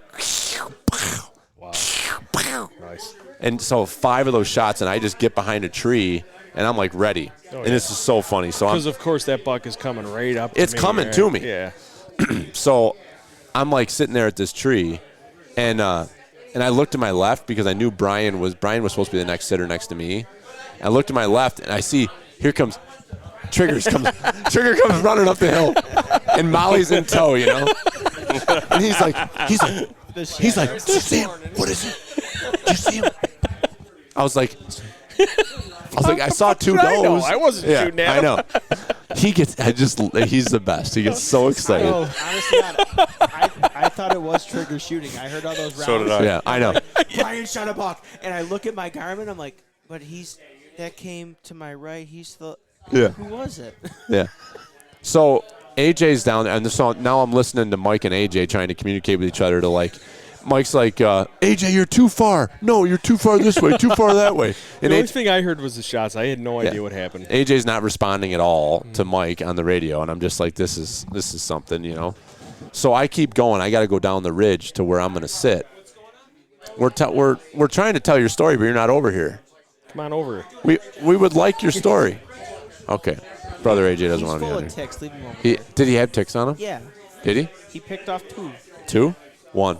So this is 36. only this is your perspective of the Listen, first one's part of the enough. story because it waits. Correct. because This it all was leads to where. It was 3 hours later when he can tell his story. 3 Yeah, hours that's later. fair. Yeah. So this is probably 12 o'clock ish, noonish, 12:30. Yeah. And so I have to go to the end of this ridge here to be the last sitter for the push. You want to be the last sitter? I wanted to be the last sitter on this one, and I wanted everybody to know it. So I go out, and I'm almost to the end to where I'm supposed to be. I've literally actually was where I was supposed to be, and I was eating my lunch. I had a venison hot dog I'm eating. Rob, and what are you doing? When you sat down and they opened up your sandwich bag, did you look at your scope and make sure it was on 3 power? No, I walked with my scope on 3 power all day today. Yeah. Oh, Jesus. There's more ice? DJ's This guy. DJ's the man. DJ is the man. He's a fucking He's man. trying to butter us up. He is. He needs to produce, that kid does. I know. We're gonna get him on one. We're going to get him on him. So I'm literally, I've the first time I've sat still all day, 5 miles at this point, whatever, 4.5 miles. I know. Slight flex. But, dude, all uphill, the whole thing, dude. Like Both ways. Both ways. Cam Haines, easy. Wind was in my face. It was crazy, dude. Yeah. And You 2 need a minute? I'm sitting there. I'm like, this is nice. You know, like, they're going to push big bucks to me. This is going to be great. And I hear Crispy on the radio for the first time all day. Yeah. He's I like, didn't hear him all day today. He's like, got a 9-pointer down here dead. And I'm like, what did he just say? And so I'm like, and Rob is the radio hub of everyone. Even if Rob is 7 miles from you, he's the only person that you can hear on the radio. I don't know why he always is. His radio, he has got Clear as day. the best antenna out of everybody clear in as day. Potter County. It's also got the best microphone. Yes. Yeah. It works well. It's well exercised. Oh, I got one radio joke in. So all right. yeah. Hated Ursula. for it. I'm using it. Ursula. So he. So I go, what did he just say? Did he just say something about a dead buck? And then Rob goes, yeah, Crispy found your buck. It's down there dead. Coyotes got it. You can go down there and get whatever you need off it. And I'm like, I'm sitting there. I'm like half through my hot dog. I'm like, what? Wait, you were having a hot dog? Trust me, I had a hot dog. I heard him. I had a fucking venison hot dog for chomping lunch. Every bite Yeah. out of that conversation. Oh, did ya? That's what it sounded like. Well, can you radio him and tell him I'm coming down? Yeah. I thought you were eating What's up, guys? I thought you were eating a peanut butter and sandwich. Yeah. No, it was a venison hot dog. Dude, that's a lot of It was meat in pretty. your mouth. Yeah. White hot. It was pretty crazy how that went down. So I met up with Crispy, and he's walking that creek bed, and he made that call through the radio about finding the buck. And then I'm like 20 yards up from him, just on the hill, because I'm getting ready to for when Dallas to, give us the go ahead to go and start that sweep. And you guys are waiting for the go ahead. And he goes, and Crispy goes, I took a picture of it. It looks like it's been there about a week or a week and a half. Yeah, when he goes, I'm looking down. I could see like the white hair and shit. And I'm like, let me look at it. I got on the radio. I was like, I want to take a look at it. Just stay where you are. So I go down there and look at it, and I'm starting, autopsy, and I can see a fucking broken leg.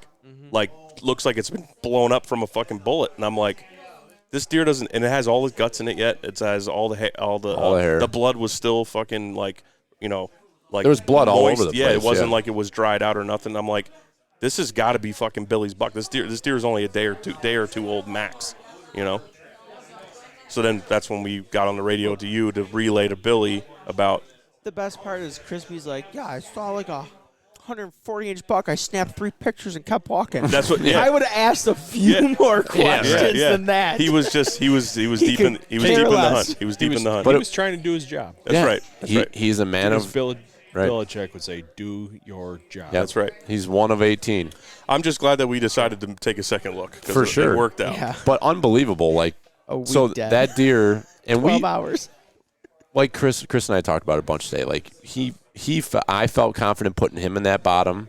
That if that buck was in there, and somebody needed to make a follow up shot, I had confidence in him. Because Chris is a sniper. He's a sniper, and he's a good hunter, and he knows what he's looking for. He knows what he's doing. And he also he follows the plan to a T. Like he is a guy who's like, well, they told me to do that. They told me to go here and shoot this. I'm gonna go there and shoot that. Yeah, that's what I'm gonna do. Intense Dallas told me to do that, and I'm gonna do it. So I was shocked. So I ended up dropping down off the side of the hill and just going right straight down to Jim. Mine and Brad's fuck up worked. It worked. Benefit. It all worked out pretty good. And then you guys switched, and Brad or whoever moved to my spot, and that's went down there, and so it looks like that deer. It's tough to say. Like the right leg that I knew I hit was devastated right above the knee, and the other leg was broken too, but I don't know if that got broken. So it appears that he was in a bit of a battle with whether it was coyotes or a bear last night. Like something killed him because it was just you could see. Number one, the way he was eaten. I can't see that it wasn't a pack of coyotes. It was probably a pack of coyotes that took him down. They surround him. They call in their buddies. Yeah. They just, they pretty much do what we would do to a deer if we had. There was a whole there was like a 60-yard circle of a struggle. Yeah. Blood and hair everywhere. Yeah. So it's bittersweet. It's a fantastic buck. I told AJ before. I said bittersweet. It's bittersweet, man.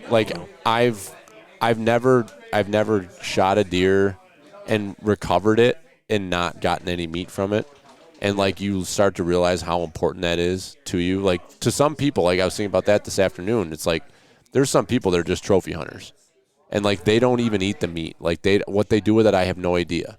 But they don't care. They just go out there to shoot bucks. Well, a lot of the shit that you see on TV, I think they do eat the meat, but they just. I'm not talking about TV people. I know people that they don't even eat the meat of the deer that they shoot. They'll donate, give it to somebody. Give it to somebody they know, right? But if it goes somewhere useful, that's fine. But I think every time on TV, my point is every time they have a shot that they're not 100% sure, if they don't see the deer go down on an afternoon shot, they'd be like, well, we'll come back in the morning. Well, yeah, and it's gut shot. Yeah. Well, even if it's a good shot, if it's it lays all night. It's been laying 15 hours. Yeah, it's stiff. It's you don't know if the coyotes are going to get to it or whatever. Yeah. It's that's not the right way to treat it. No. You didn't do anything that you could help. Like how you treated your bow buck, that's the right way to go about it. You were there to do the right thing. Yeah. Yeah, like that. So it's just bittersweet. I'm so happy. I'm so happy we found that deer. It's a weird feeling packing a set of horns out without any meat. Like I said, I was busting your balls. It's a participation trophy, but it is. At least we know what happened. Closure. We got a good Closure. outcome, and But the fact that Chris stumbled upon that, it's amazing. Yeah. That's a 1 in a million shot. Yeah, there's so many acres of ground in there, all these nooks and crannies, and freaking to find that deer is amazing. So, yeah, that was And that was probably a good call to go back in there. That's for sure, dude. It was a great call, and if the Coyotes didn't get him last night, and he would not have been dead this morning if the Coyotes didn't get him. We would have bumped him and we would have killed him today. Right, and that was my whole thing was that buck is going to be laying up somewhere all night, stiff as a board, barely alive, and somebody's going to bump him and he's going to have to get up. And when he does, he's dead because he's going to be bleeding like a sieve because of getting up. And then we're going to have him surrounded and we're going to kill him. That's how I really wanted to see it happen, although, he would have had to have been alive all night waiting for us to kill him or whatever. But that still would have been better than being killed by a pack of cows. And I'm not in it. No, that's not. No, it's no shot at me. No, I made a bad shot. Shit happens to everybody. Yeah. It sucks. It does suck, but I'm glad we have closure on the situation and that we know what happened. And it is what it is. We'll learn from it. We'll move on. I mean, this happens to. I mean, my lesson learned is that you don't just walk around with your scope zoomed in, like. Right. Especially when you're using. Everybody makes that mistake. I know. It happens all the time, and it should never happen because we all know better. But it happens to everybody. Well, and it's pouring rain, and I had my gun tucked away, and you're trying to keep the scope out of the. And that's one of the challenges of doing these sorts of hunts with a gun with a scope on it, because you just don't know what that scenario is going to look like. Like, are you going to have a deer running at you or away from you, or 10 yards or 200 yards, like. And that's why most of the big Northeast tracker guys don't. They don't use them, or they use 1x6s or something. Or a peep sight or whatever, right? Like red dots or something. Yeah. Well, even any sort of a reticle is going to have the chance of fogging up or getting wet or snowed on. So I understand it, and I mean that's how I hunted for years, but. But I've gotten so comfortable with the scope, and we all have. Like, we're scope people. That's how we hunt. That's how we've always hunted. Yep. And we can do a lot of things with scopes that, if you were to put a scope on a lot of those guys' rifles, they wouldn't be able to do, and vice versa. Right. That's how we want to hunt. That's how we like to hunt. So that's, whatever. It was Yeah. No, it's great that we found him. It's great that we had closure to that. We knew that deer was expired and done. And he's a beautiful mountain buck. That's amazing. And the fact that deer just basically almost ran me over, and it all happened that quickly, and it was over. Like, I think that's partially why it was so weird too, because it was such a quick, it happened, and then it's like, did that actually happen? Yeah. And then it's over, right. And then all of a sudden you get a call 24 hours later that somebody finds him dead. It's like, what? Yeah. Like, how did that even happen? So that will put a cork in that. That story's over. And I got to go pee-pee. I've been sitting here for an hour and a half. Send AJ over? Yeah, AJ's turn. AJ. Should we get Sam Get over here. Want to get Sam down? He's never going to come over. Yeah. He's never going to come over. I'll grab Sam. We need to get I want Magnum Molly on here is what I want. The real young buck on here. Okay, somebody carry the show for a minute. We only got... Jim, go. We got 28 minutes of recording time left. Aaron, we got to get Aaron on here. We could fill in some gaps here. Dallas, we almost got ran over by a spike buck together. Yeah. That was pretty cool. Yeah. So I guess in 3 days I could have killed 3 bucks. Two of them were spikes. Yep. But whatever. You can't be when you have a buck come by you. I mean, you can't be. I jumped 2 legal bucks in my travels.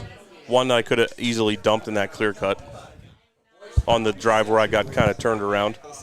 I bumped a little basket. I mean, he was well inside the ears. He was like the smallest little 8-point you could imagine, but I'd have shot him all day long here. And when was that? When I got turned around in that, what was that, yesterday? The afternoon drive yesterday? Yeah. And I got, I don't know if you were following my track or not, but I didn't have my my Garmin set up properly. And then I heard Rob call over the radio about he said, Jim, double back because you're going around the wrong side of the point. And I thought he was talking to me. Oh. And he was talking to Jim Harvey. And I listened, and I got turned around in there a little bit. So I kind of got off to the wrong side of the clear cut that I should have been. But I pushed a deer out, and it was that little basket 8 kind of got up and, ran off to my right. And he was, just trotting. He knew something was there, and he got spooked, but he didn't, bolt. And if I had a rifle, I could have I'm pretty confident I could have dumped him. Mm-hmm. But, yeah, that was pretty cool. And then, we found some of the nicest bedding that I've seen down here yet when we walked through that this morning. Yeah. After our first, going into the second drive. Yeah. That was beautiful there. It's not it doesn't it's not very deep, but it's wide. Yeah. Just between the autumn olive and the hemlocks in there. Yep. We're like right up at the top of a rocky ridge. Like that was pretty cool stuff right there. That's textbook mountain buck bedding right there. Yeah, I mean you can walk by that and be like, wow, this is a place where the bucks are, right? And we definitely kicked multiple bucks out of there over the 2 days.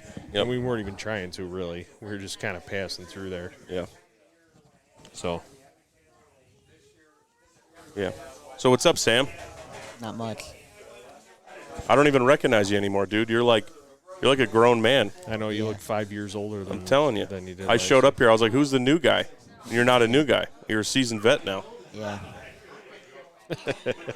Tell me about what did you see out there? Anything good? Like probably 8 or 9 does. 8 or 9 does. What about Yeah. total in the whole trip? How many deer do you think you saw? 8 or 9 does. 8 or 9 does. Yeah. That's pretty good. That's better than most. Yeah.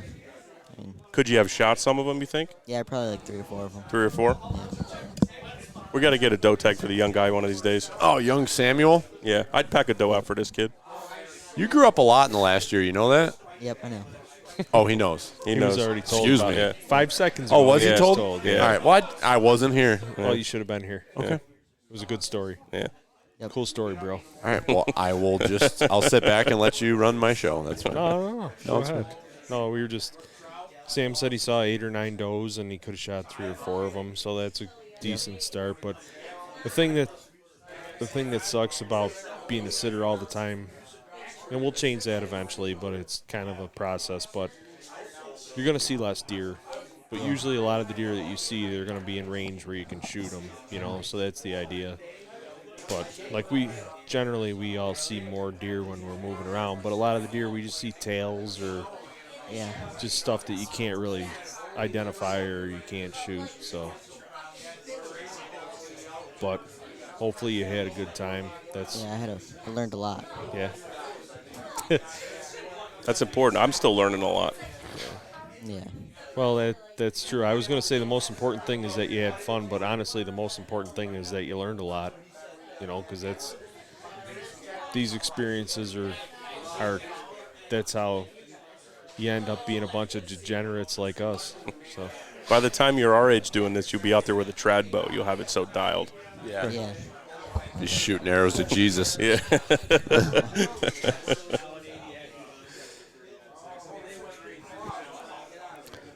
I really want to hear AJ's story because we've been going for an hour and a half. Let's get him over here. AJ, now.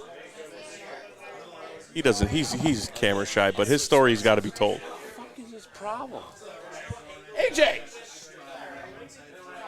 well, I was trying to help him, and I couldn't get a straight story out of him. DJ and AJ. DJ AJ. AJ. Does he not want to tell a story? Has he got more ticks on him? Dude, my buck, we didn't talk about this. Yeah, dude, I've never seen ticks. Never. Ever. Like I saw ticks on my deer. Did you skin They were just crawling over him everywhere. Yeah. It was his nose. There had to be 25 ticks on his nose. It was disgusting. They were coming out of his nose, all around his eyes. I didn't even want to take pictures with it. It was just disgusting. Who was it that said that? Who made that comment about smiling with the hatchet? Yeah. He says, "How could you even?" Mike smile goes, "How with could you even smile with that?" with that deer. Well, I'll do one more. I'll see you guys tomorrow. Yeah, that Mike said that, and I was like, "You disagree with you on that one." I don't know. I've never had this happen before. It's weird. I don't even want to have him be part of the buck pool. I don't even feel like it's legit. Billy, listen. What? All joking aside, you're a good hunter. You did what any of us would have did. The deer died the way it died, and you fucking got it. And he's still a trophy. And you still take him home. Yeah, you learned a lot. You're going to look at him on the wall and be proud of him. Yeah, that's what you got to do. And it was a team effort finding him and That's everything right. else. Yeah. But well, me and AJ talked about this on the way home, and I've said this before, probably on this podcast. But I mean, thank you, my good friend. The deer died kind of a gruesome death, but we should, when we hunt deer, we try to respect the animal and hold them to the highest regard and try to do everything we can to them, right? But in nature every day, these things are going on. Like, there's animals killing each other and hunting each other all day, every day. Like, even down to the smallest level. Like, in some ways, I wonder why we think that deer are so much more important than the housefly that we're swatting. Right, yeah. Right? It's still an animal. No, it's that still argument is alive. valid, yeah. I mean, but even in the hunting world, or like you watch National Geographic and you watch a lion chasing a zebra and drowning it in a river. It's Right, like, and everybody's fine with that. yeah, that's cool, right? But somebody goes out and shoots Yogi Bear with a rifle, and they're Yeah. like, oh, my God. Exactly. Now all of a sudden we're sinners. I mean, I don't like. Again, I agree. We got to Right. do everything we can, and part of that was going back there this morning. Correct, And we found yeah. that deer, right? Right. It doesn't always go the way you want it to. It doesn't always go right. Like a lot of shots we missed this weekend, right? We missed a lot. We this weekend, missed. yeah. But you hit a back leg on a deer, and it sucks. Yeah. And I know you're gonna feel terrible about it, but we can't change it. Yeah. And It we're not died. gonna. I mean, Yeah.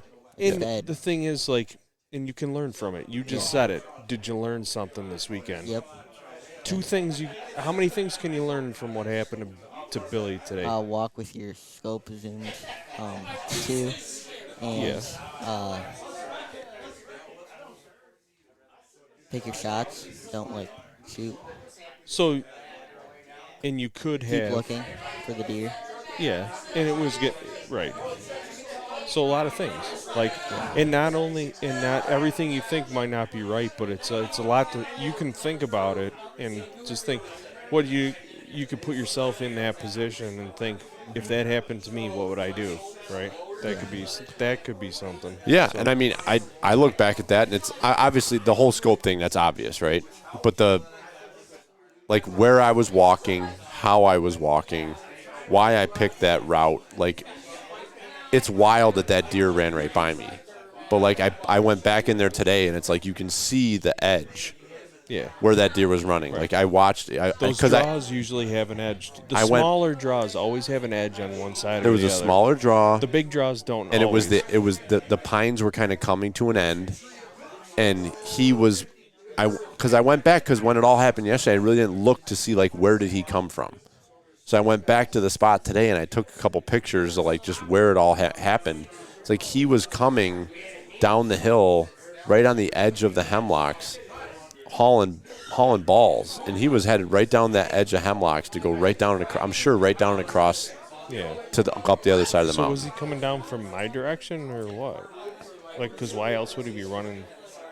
He had to have been. Yeah. So when I came, if you wrapped around that point, I didn't you were wrap up all the high. way You came around. across the top of the point. Yes, I was wrapping around the point up Yeah. high, but I decided to cut across the very end of it to make my walk a little shorter, but also I was trying to make my walk a tad bit shorter because of the time that we had, but also because all of what I was seeing, I'm Right. like, this. I got to get up top and see what's up there and how bad it is to walk through. And once I seen it, I'm like, I think I can get through that. And I did. And as soon as I got just to the edge of the hardwoods, I kicked 6 does, stood up out of their bed and ran down the hill slowly. Like, they didn't even know really what was going on. They just kind of slowly got up out of their beds and started cruising down the hill towards you. But then they ended up cutting back.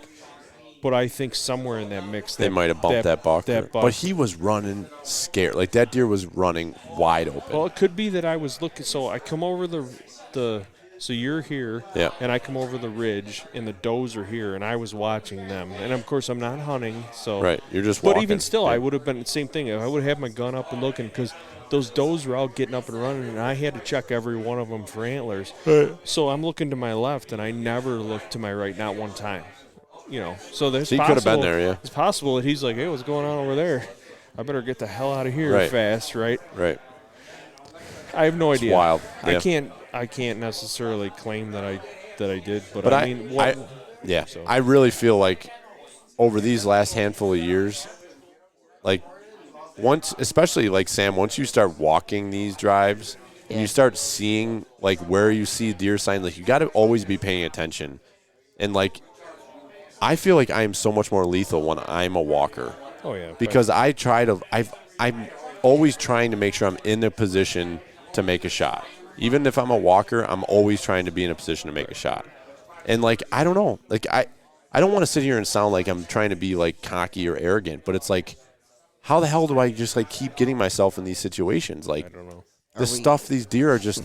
Sure that that's not the one Crispy shot at? I don't think so, because it was coming the other direction. It wouldn't make any sense how that deer would have gotten there. The only way would be is unless if he did a ran big up loop. and then he smelled or seen me and then came back down. But he would have had to have come down and up and then back around. Like, it doesn't make sense. But by the way, did you hear the number one key to the? What would you think was the key to me shooting that buck? I know the answer to this. Jim, tell us what's the answer. Scent control. Scent control. Scent control. 100%. You hear that, people? How many different pairs of boots do you wear in a day, Dallas, to keep all your? The buck was bedded on a thermal hub. Yeah. And he had the best scent control. That's right. Didn't even he know had he his was ozonics. there. Pete was holding his ozonics for him. He was wearing a hex suit and trying to cancel out the cigarette smoke. The buck couldn't even feel Pete. his energy. Between Pete and me, he definitely didn't smell us. No. We got 15 minutes left in this card. My dad, I'll tell you, ever since Dad started being a podcaster, he just runs. Well, then this let's thing get it. dry. I'll dump this. We got to get AJ. Get AJ over here. We got 15 minutes. AJ. I mean, DJ went over to get him. Now DJ's sitting there drinking with him at the table. Yeah, that sounds Will this reach to his chair? I don't know. AJ, is AJ going to join us or not? No? He doesn't. Okay, he doesn't. Oof. Someone's got to tell it. Someone's got to tell it. You were with Dallas, him. You could tell it. He's coming. Okay. Oh, he's coming. He's coming? Oh, he's coming. AJ. The legend. We'll make it quick. We only got a couple minutes left on the card. Yeah, I know. Mike's got to tell part of his story. Come on, Mike. You He couldn't get his. You were the first one to see him. Rob. Couldn't get his howitzer ready. All right, brother AJ. It's a pleasure to have you on the Pert Near Outdoors podcast. Cheers, buddy. Presented by Pert Near Outdoors. Yeah, net loss organization. We are hemorrhaging money at this Especially point. since you don't do podcasts anymore. Yeah, I know. Ever since I stopped trying. He's going to release this one in 7 parts. Yeah. It'll be 7 parts just to keep you really right on edge. Get to hear about how much weight Rob lost, and everybody's going to be so excited about it. All right, so let's hear the story about how you empty gun or dead deer. Hell yeah. Camp empty gun or dead deer. So we were going to be sitters on this drive. Sorry. Right, is that better? Yeah, it's perfect. It's right in there. So Mike Collett and I were going to be sitters on this one. So Yeah. we're going down the setup, and we go down a gas driveway. And I was telling him about yesterday how you just kind of look over the edge and there's another ledge right below us, 150, 200 yards below. And I was kicking up deer. Because on The Friday day you before. pushed that. Yeah. Well, the other side, but it was. But it you was were the down in same, there. It was same setup, similar setup. So we're going down, and like we go to the edge as we go over this gas well driveway, and like it's similar as this. And as we back up, Mike goes $2. And like I didn't even see him as I was starting to walk back down the driveway. So I look again, and I drop down to a knee at the edge, and I spot one. And I have it in my scope, and I'm just looking at it. And Mike's behind me, and Mike saw him first, so I'm waiting for him to pull his gun, give him the first shot at them all. And then all of a sudden, right to the left, another buck raises up and looks right at Mike because Mike's moving. And it's a fucking monster. It was big. The first one was big. Not big, but it was legit. It's a big I could buck, shoot it. yeah. I could shoot it. So I'm on the first one, and this other one I didn't even see. It was right in front of the other one. Just lifts its head up and stares right at Mike. I'm like, oh, fuck. So I move over to him. He saw Mike, so I'm thinking he's going to take right off, and I just start unloading. So just bam, bam, and he starts running. I unloaded my whole gun. Yes, I heard it. Yes. It was glorious. It was very fun. I got behind the biggest tree I could find. Sometimes I think it's shooting at squirrels or dead logs or something just to make my friends happy.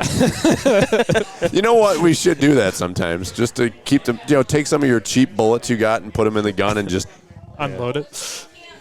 But oh, wow. Oh, wow. Look at Rob. Yeah. Nice little waitress here.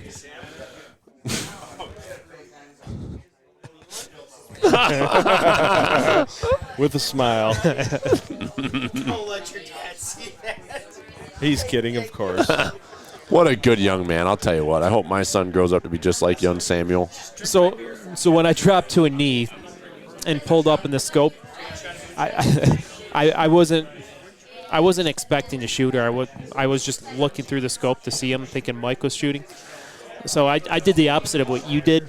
My scope was only set at like 3, and it was 125 yards at I would minimum say that's out. about what it was. Yeah. So I mean, it was should have had it zoomed in a little further than it was. So I wasn't expecting it until he saw Mike, and I thought he was going to take. And you were off. like, "Oh my god, oh my god!" Yeah, I had no time. He's going to fucking bolt down the hill. So I just started unloading. Like as long as I saw brown hide, just gonna send it. Yeah, I sent it. So it was just 4 or 5. I think I had 5. I don't know. I just shot. 5. I shot until there was a click. Yeah, then you were done. You were like, Yeah. I mean, I've done my part. So yeah, I just kept on. So I shooting, could see you guys across the ridge because I was listening to shots. I'm like, okay, where was that? And then I can just see these yellow vests doing this on the. And then I'm listening to you two communicating, trying to. Mike's like, no, AJ, you're too far down. No, AJ, to the right, to the left. I mean, you've been with me multiple times. As soon as I shoot, I lose concept of everything. I have no clue where I was standing, where I shot. It all just happened. It just all happened. Yeah. So 3 hours later, I tried real hard to get a story from you, but I wasn't really getting much of one. Yeah. Yep. We weren't even close. You thought we were close to where I shot it, and we were. Yeah, well, right, and I didn't understand that. Like, you should have just said, "Oh, it's half a mile from here. Don't worry about it. We'll figure it out later." I just assumed you knew where I was. I thought I updated You can't or let something. Jim do this alone. Cheers. We had no Cheers. 2023 deer camp. Big bucks down.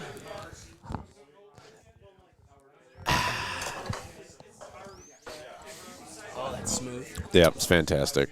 Oh, well, no, this is good. Oh, the Manhattans are unbelievable. Can I get that family recipe? Sure, just talk to Dad. I'm sure he'll give it to you. This isn't like some, I don't know. These are great. put hair in your chest, AJ. You're gonna drink the beer? So what? So Dallas will drink it. So then Dallas comes up, and you pushed up to him. Yeah. Did we cover this? And then you. Well, Somebody fill I me in, where searched. are we? Did we talk about it? I searched for the deer for a couple minutes, and like you said, Mike was on the radio telling me I was too low, too high. So after, I don't know, after 10, 15 minutes of doing this, you guys were still doing the drive. So Mike wasn't set up yet. We hadn't even started yet. Yeah. We hadn't even started. Like sitting down. So I wanted to get Mike set up. And I to be honest with you, I thought I didn't hit it. I didn't think there was a chance from. So I'll go sit down where I was supposed to sit, and we'll continue the drive. And on the way back through, we'd check when Dallas was there. Which even if you thought you hit the deer, that's what you should have done. Yeah. Like that's we went over this last year. Like you shoot a deer and you got your buddies are all gotta going to put be the coming work up into through, it. Yeah. They're all going to be coming up through there. Like sit in your damn spot and wait and let your friends help you. That's Right. the moral of the story there. So I set Mike up, and I was farther down. I sat there until Dallas came up with Bob, and then we pushed that hill back to where my buck was. And I thought, at least somebody with a little more experience tracking deer was there to help. So, But you found him. Only because of Dallas. Oh, brother Dallas. Guy Dallas. So. Guy's a wizard. He's a wizard. The intense, the Terminator. Terminator. So back to me not knowing, like where I was shooting, or not when I was shooting, I knew what I was doing, but like afterwards, trying to recreate the scene, like I had no clue. So I'm telling Dallas, I shot right here. So he goes down to look in the area, and I go back down. I'm like, no, I think it was 20 yards this way. So we're looking at, I don't know, Dallas found some running tracks, you said, or some sign that. No, I saw. He said they were feeding, so I immediately, when he told me to go where to go, I found some tracks and some sign of deer feeding. But it wasn't really feeding, but it was it was shit. But what a fresh sign, let's say. The problem Duty. was, like all the way up through there, it was open hardwoods, but it was just hardwoods, so there was a lot of leaves on the ground. So I was picturing AJ shooting in the hardwoods, and then there'd be a running track, and it was wet, and the deer tracks were really standing out. Like it was real obvious where running tracks were. You know, dirt kicked up everywhere. So I thought that's what we found. Well, when I got up there, it was a more open area, so there was a lot more grass and ferns there. There was ferns, grass, and like broadleaves, and some trees and some leaves. So it wasn't really easy to pick up on sign. And then he tells me after I'm already looking around for quite a while, I'm like, well, I'm looking for a running track. He's like, well, he wasn't running. I heard that on the radio. Yeah. So I'm like, and I was well, like, oh my God. And I'm like, it's going to be difficult to find a running track when he wasn't running. Yeah. So like, this is going to be difficult. So that's what In the meantime, Brian shoots at a buck, and Brian's like, I don't know what's going on. Yeah, so I'm this just is like, beautiful. This is a freaking. This is the first time in history where we got Brian instructing Clayton in how to try to look for that buck, and AJ trying to tell me how to look for the other one. So We've only got like 4 minutes left on this card. We only got like 4 minutes. Dude, we got another hour and a half before you No. hit your 3 hour minimum. No. Dude, you got like a 6 podcast. We have 5 minutes left, and this card is done, and we have no more space. So, Dude, I can make any story Well, we short, need Molly so- on here. let's. You wanted Molly. Yeah. So let's wrap up this Magnum story. Molly's here. Okay, Magnum. So to wrap up our story in 2 minutes. She's just let her be. She doesn't want to be on. Just fine. Just let her stop. Okay. There's one woman in camp. Leave her alone, Rob. All right. Creep. Jesus. I'm married. I love my wife. Yeah. Yeah. You can't stop talking. It Radio says Rob. Garmin. So in the end, actually, your comment was important because even though I couldn't get a story out of you all day, you eventually told me that the deer wasn't running. So I'm like, okay, we're going to have to approach this a different way. And I know you thought you missed them, and that was probably part of the deal. Yep. But in the end, I was like, okay, there's this large sort of grassy area that's not going to be easy to look for sign, especially when a guy doesn't. And, we found no blood or hair back where the shot was. So he was pretty convinced that he missed. So in the end, the moral of the story was I said, okay, we're going to have to. There was 4 of us because Chris was on his way up, and I said, let's just line up. I said there was kind of a brush. There was kind of a brush line to follow, and I said if we line up along that, because AJ said he was above that, we'll line up and we'll just work our way up towards the road, and we'll look and see if we find running track, hair, blood, some type of sign, anything. yeah. So we all agreed that's what we're going to do. So the 4 of us start walking, and I don't get 10 steps, and AJ goes, "Oh, hey guys!" I heard him. I was down below you in the valley, like a ways away, and all of a sudden I hear this talking start, and then all of a sudden, He is not my biggest buck, but I can't wait to see him in person. He looked like a great buck in the picture. But by far I was so excited when I saw him. When he was laying there, it was like, so like he said, we were just walking. I so happened to look down the hill. Like Dallas is saying, "Oh, we're gonna work up. We're gonna do a quick grid search, a desperate search, and before we even start, he finds the thing. Yeah. So it was right below me, and like, oh, we're gonna turn up the hill, and I just looked down the hill. I don't know if I heard you or somebody. I don't know why I looked down. I just looked down, and I see something that looks like antlers. And I look a little closer. I'm like, hey guys. Holy fuck! And I'm screaming every obscenity. I'm like, you motherfucker! I can't believe you. I know. I have no clue how it ended there though, because I was shooting. That's and wild. He was further uphill. He was not in that direction. So he either doubled back, but either way, holy crap! Pennsylvania 2023. Yeah, thank you, Dallas. The killer couch. Feed him. We're gonna wrap her up because we're gonna be out of memory card in like 1 minute. So, God bless you both. It was a hell. We missed a lot of opportunities. Next year, there's gonna be a lot of good bucks running. We're gonna freaking get them next I year. will say this: like it never goes how you expect. Nope. And in some ways it was disappointing, but in some ways it was a total fucking bonanza. Like completely successful. They were who we thought they were. Yeah. It's easy for us to say though. I mean, we just have to keep. Yeah. Yeah, I know, but we just. That's how we all vote. We're gonna keep fighting until the last minute. That's what. Hey, just keep feeding them. All right, feed them.